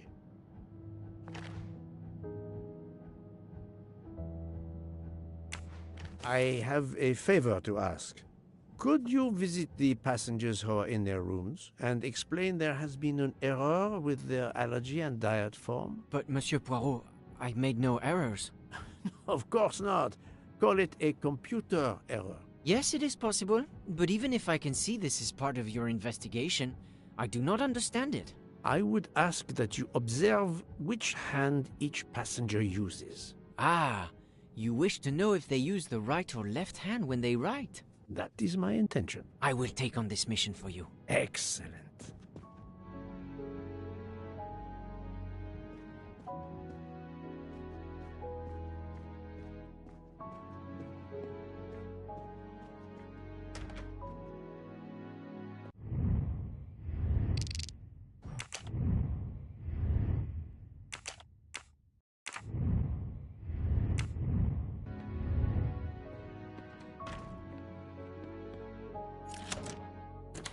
That's it.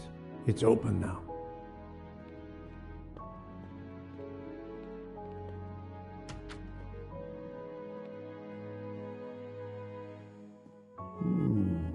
Empty rum bottles. A deck of cards. I suspect they were reading diamonds and spades instead of books.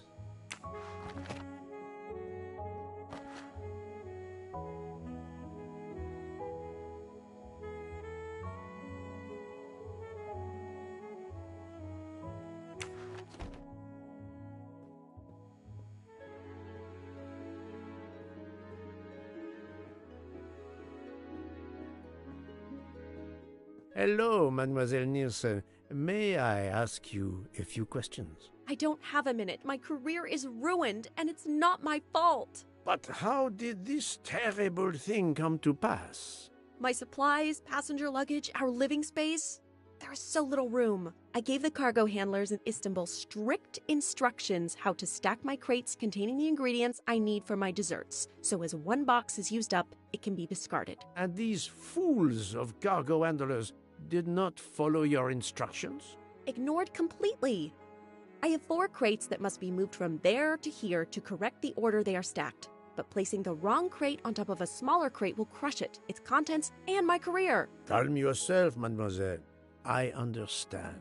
So, the problem is these 4 crates must be moved there, but carefully. Yes. I have to move these 4 boxes from this location to here.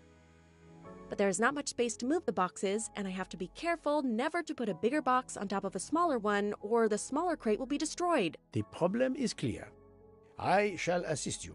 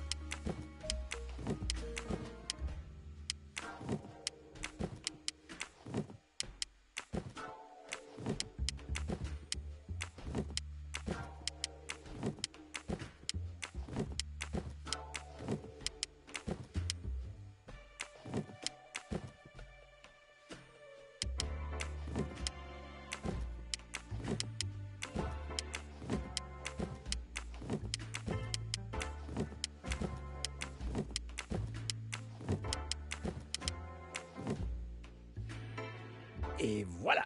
You are a lifesaver. Or at least a dessert saver. Thank you, thank you. I will gladly answer your questions.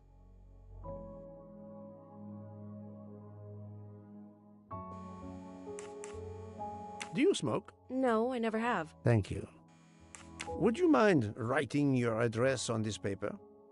I'm asking everyone on the train for addresses, in case I need to contact them once they leave the train in Paris. I understand.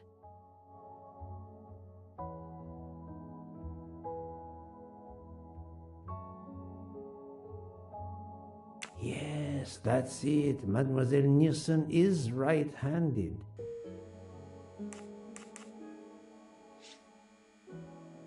Can you tell me your movements of last night? Last night after dinner, I stayed in the kitchen until 12:15 a.m. Then I joined Jean and Hotaru in our quarters. Then all of us read quietly in our beds until we fell asleep. A very studious staff. However, Monsieur Maury doesn't seem to have followed the same literary pursuit as the others. And these rum bottles, do they have something to do with his hangover?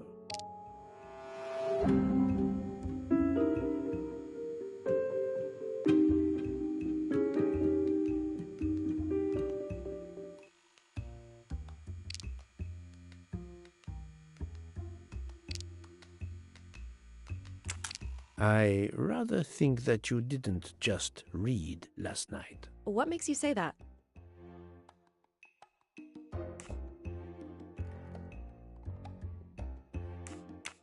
That deck of cards.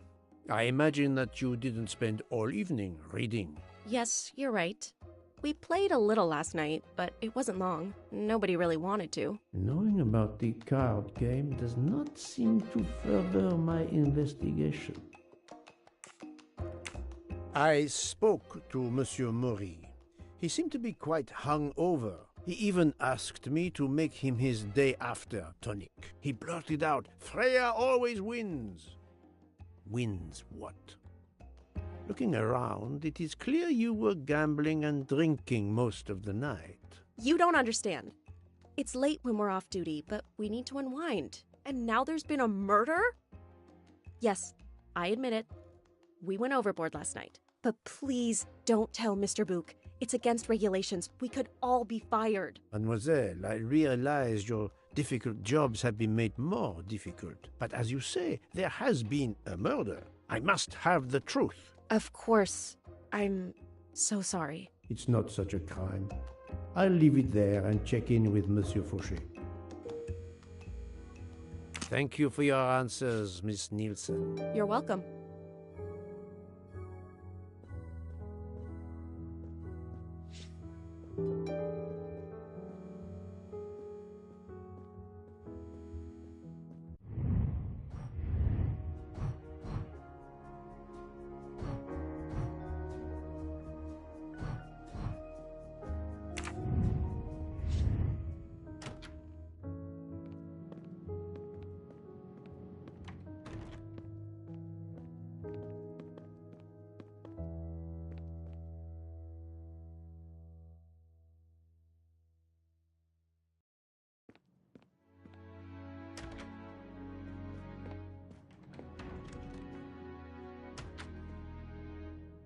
How are you?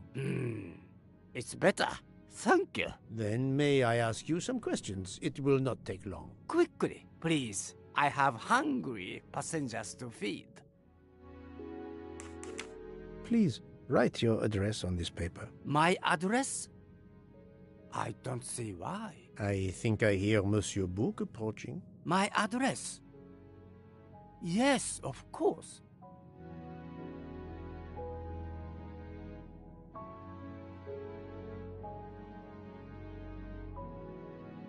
Another right-handed person. Not surprising, most people are. You are a heavy smoker. My job. It is very stressful. Would you happen to know who vapes on the train? A banana flavor? Oh, yes. The smell disgusts me. What is wrong with the good tobacco? I do not have time to answer that. Who is it? I've only seen one person who vapes. It's Captain Arbuthnot. Captain Arbuthnot, I see. Très bien. Can you tell me your movements last night? Oh, nothing special. When I went off duty, I joined John and Freya in a compartment. I read for a short while, then went to bed early. Reading? I'm not sure you have recovered enough to tell me the truth. Don't waste what little energy you have recovered to lie, Monsieur Maury. Yes, sorry, Mr. Poirot. You're right. It obviously wasn't reading that made my head hurt like that. But if you told Monsieur Book, it could mean my job. I will keep your secret, but I am investigating a murder. You must tell me the truth. Thank you.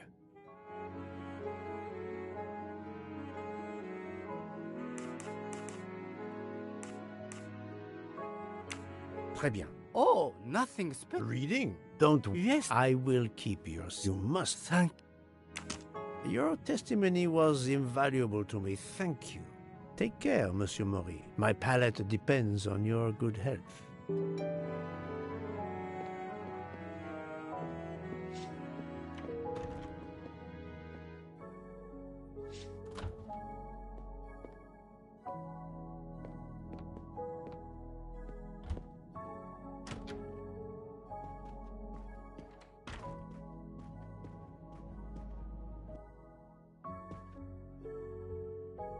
Here is your key.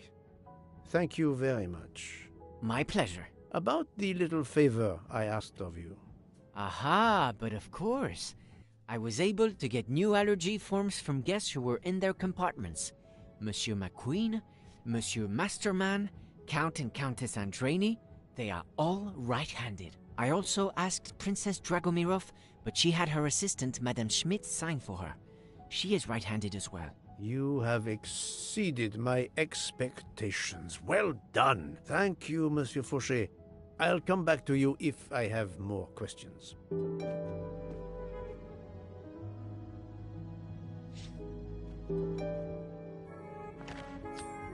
Another delightful trophy for my collection.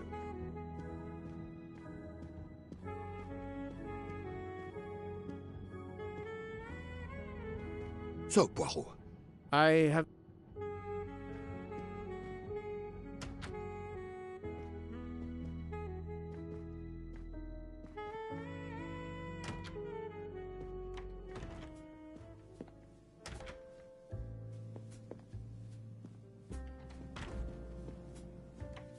Monsieur Fauché. Of course. So, Monsieur Fauché, are you trying to hide things from me? I know about your little party last night. You are not a detective for nothing. I'm sorry, Monsieur Poirot.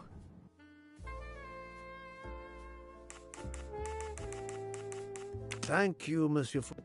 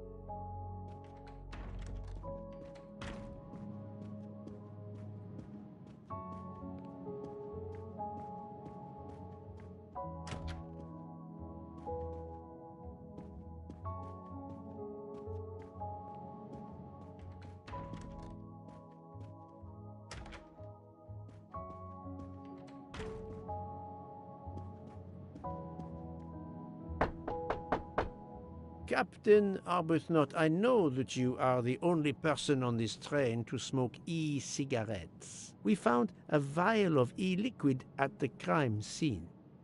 Will you talk to me about this, or should I pass on what I've learned to the police? All right. Come in if you must.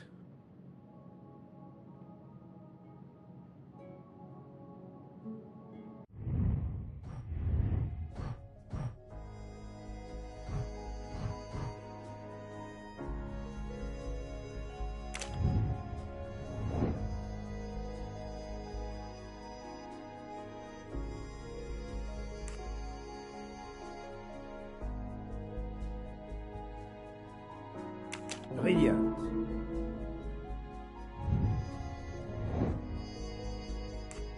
Fantastique. Et voilà.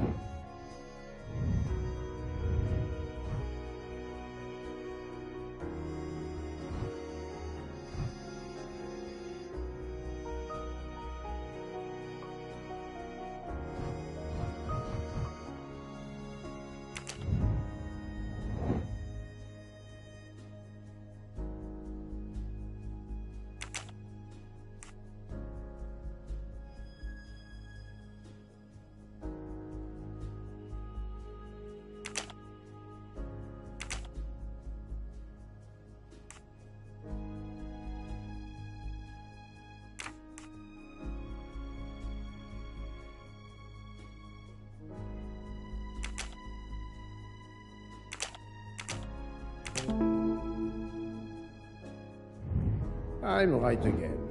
That happens to me a lot.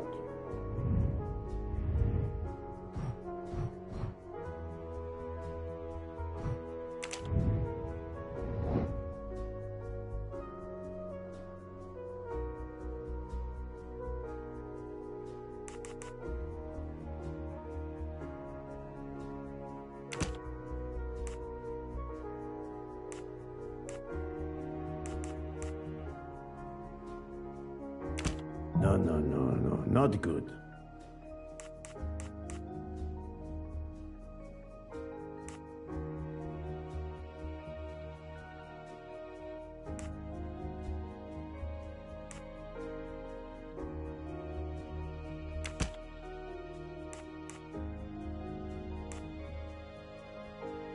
I must admit I'm not right this time.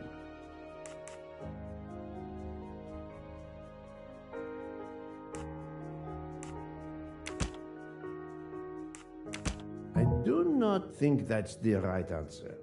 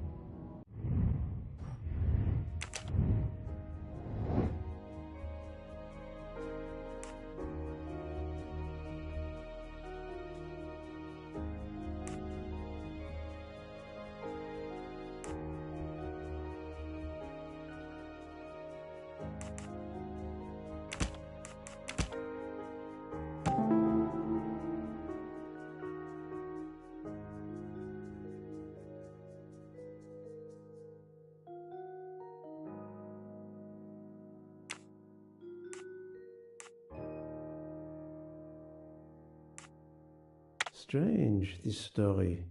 If Mademoiselle Olsen is such a light sleeper, why didn't she tell me about Mademoiselle Debenham getting out of bed? She even made a point to tell me the opposite. My little grey cells did not let me down.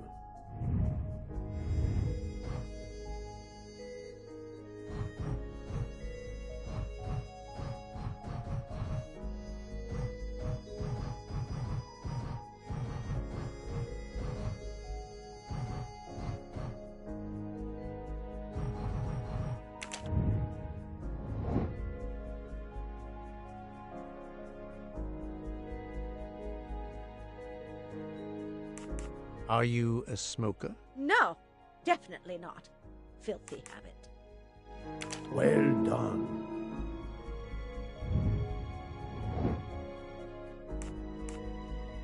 Right.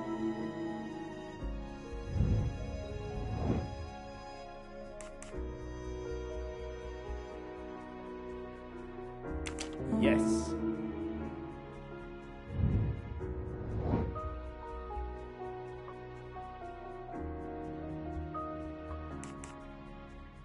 Nice. Et voilà.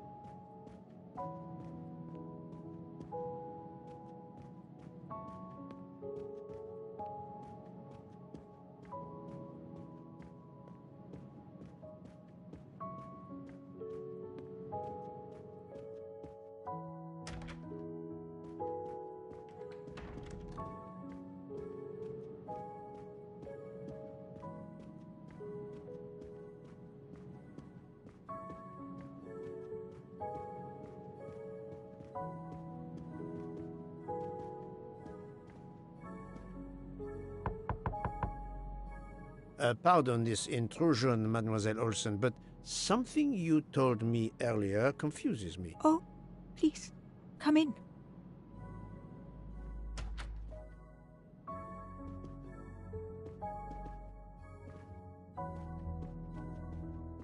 How can you be sure Mademoiselle Debenham was in bed all night? As I told you, I am a very light sleeper. The slightest noise wakes me up. If Fraulein Debenham had gotten out of her bed, I would have heard her. I got up this morning around 8 a.m. She was sleeping soundly.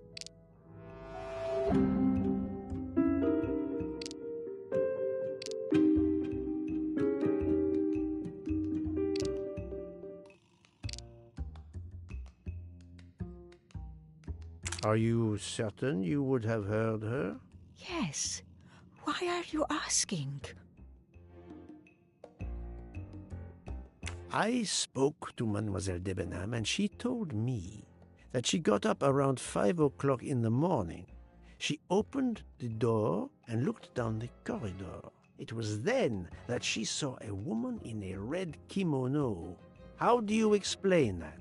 I think I must have been sleeping very soundly not to have heard it. Oh, but does that make me a suspect? I am not accusing anyone, mademoiselle. Do not worry. I am just trying to determine what happened last night. Thank you for your testimony.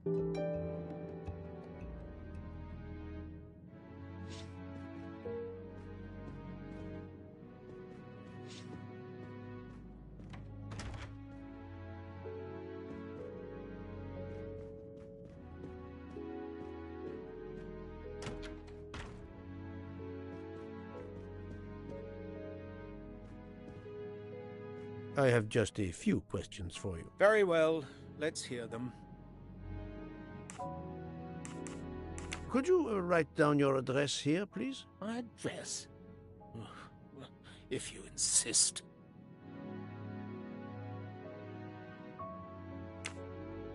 This man is right-handed. What were you doing last night around 1:15? 1:15? I believe I was still talking to that young American fellow, Mr. McQueen, the secretary of the man who was killed. We were in his compartment. He was a friend or acquaintance of yours? No, I never saw him before this journey. We'd hit it off at dinner, and the conversation continued into the early hours. Until what time was that? Until 1:45 or so. Then I retired to my room and went to sleep.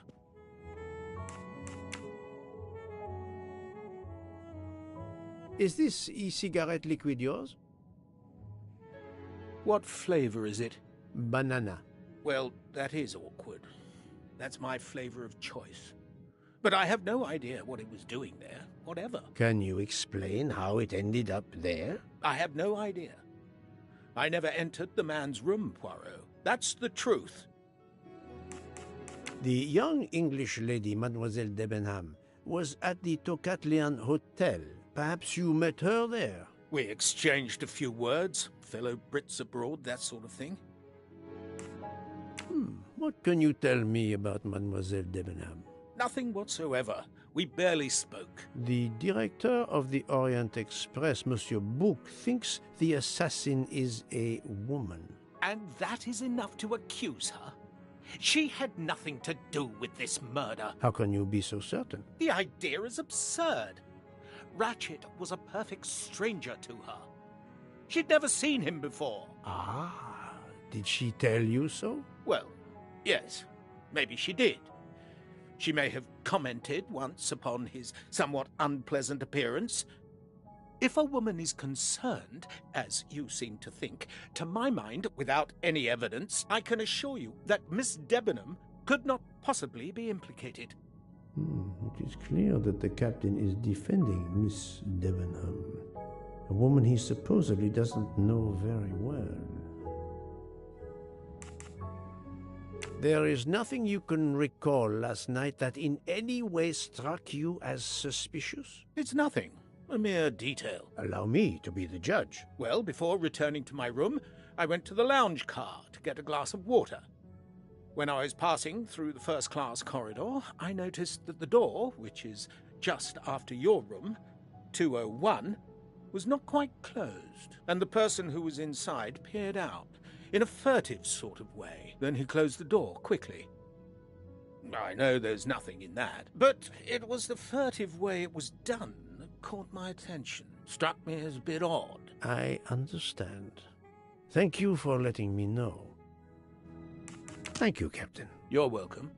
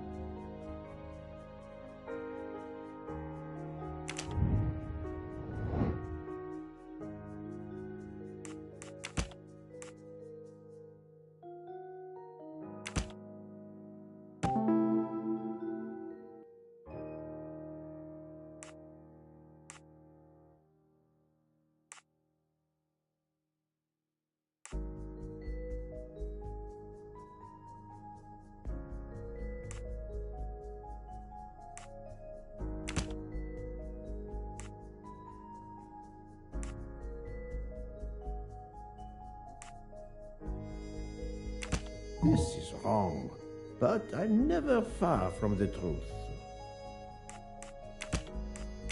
No, not good.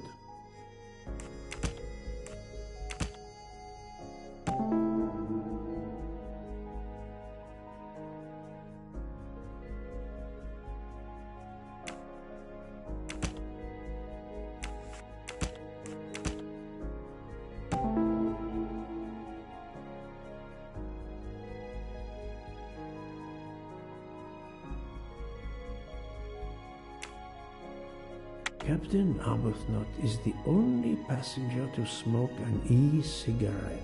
Even if this liquid in Ratchet's room is a solid clue, he has an alibi. I cannot accuse him without any other proof. My little gray cells did not let me down.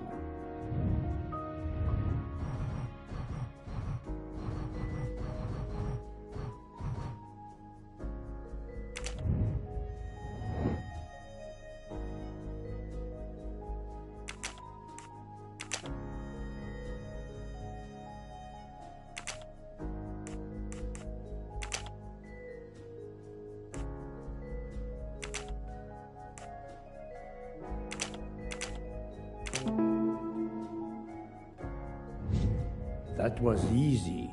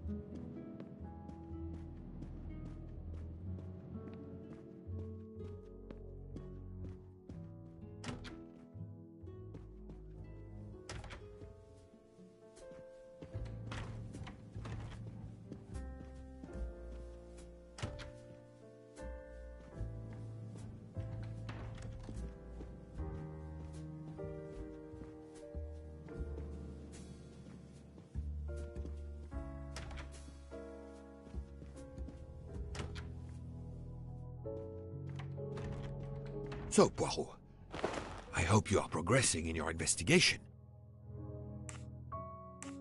According to Dr. Constantine's report, the stab wounds were made by at least one right-handed and one left-handed person, and with different strength.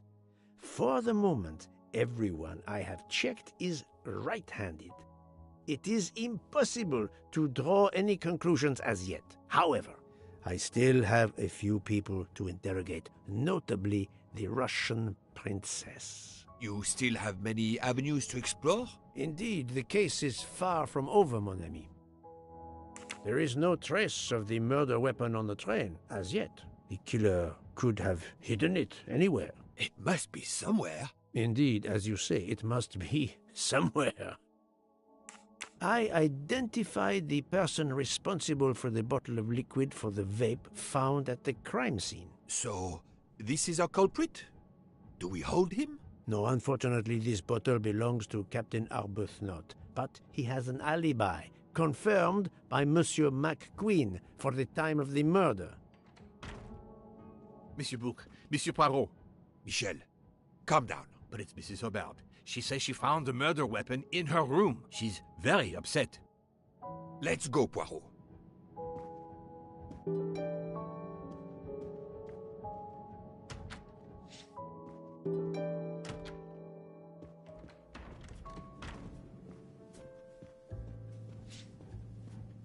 Monsieur Fauché. Of course.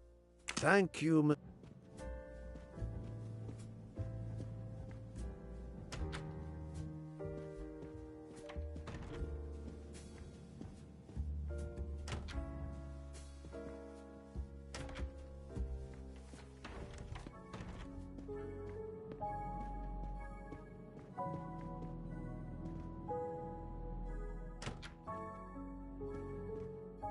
I demand to be allowed to leave this train! Madame, we are in the mountains, trapped in a snowdrift. Stating the obvious, there is a murderer among us. He had the audacity to hide his weapon in my room. Please, Madame Hubbard, take a deep breath and tell us what occurred. Where did you find the knife? I wanted to get a handkerchief from my purse, and when I opened it, I saw it! A bloody knife! Am I next to be murdered? I very much doubt the murderer would give you his weapon. What do you mean? Madame, he would have used it. Oh, I have it! Did you touch the knife? Of course not. What a question. I will take that as a no.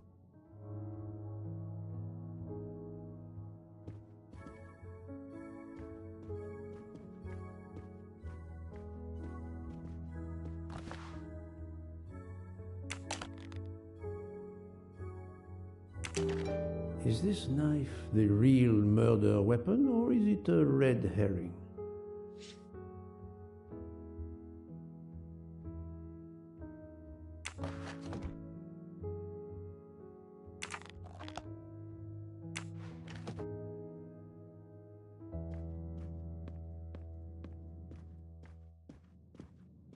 Mrs. Hubbard is distraught, Poirot. I should stay with her. Please go on without me. I have every right to be distraught. Thank you, Mr. Bouc.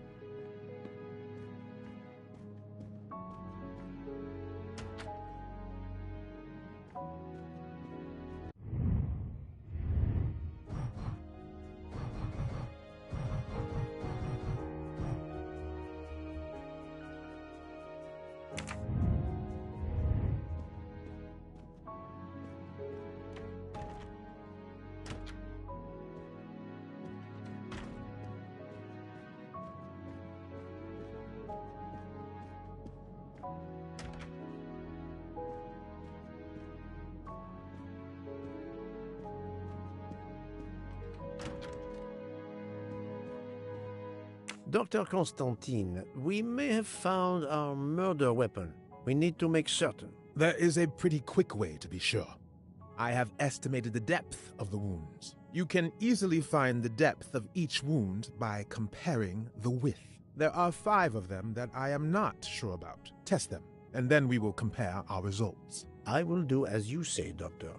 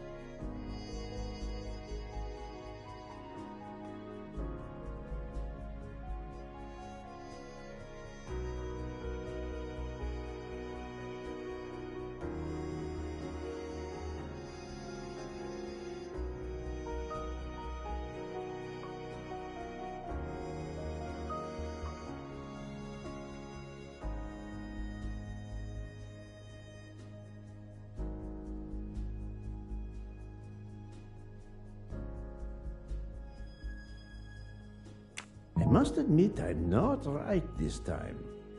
This is wrong. But I'm never far. I do not think that's the right answer. Think, Poirot. No, not good. I must admit I'm not right. Think, Poirot. That is not a good answer. This is wrong. But I do not think... No, not good. I do not think, Poirot. I must admit... No.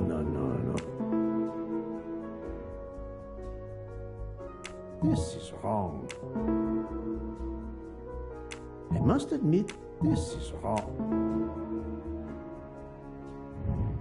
That was easy. What do you think, Doctor? Is this knife really the murder weapon? There can be no doubt. You found the same depths as the estimates I made during the preliminary autopsy. I can assure you that you hold in your hands the weapon that took Ratchet's life.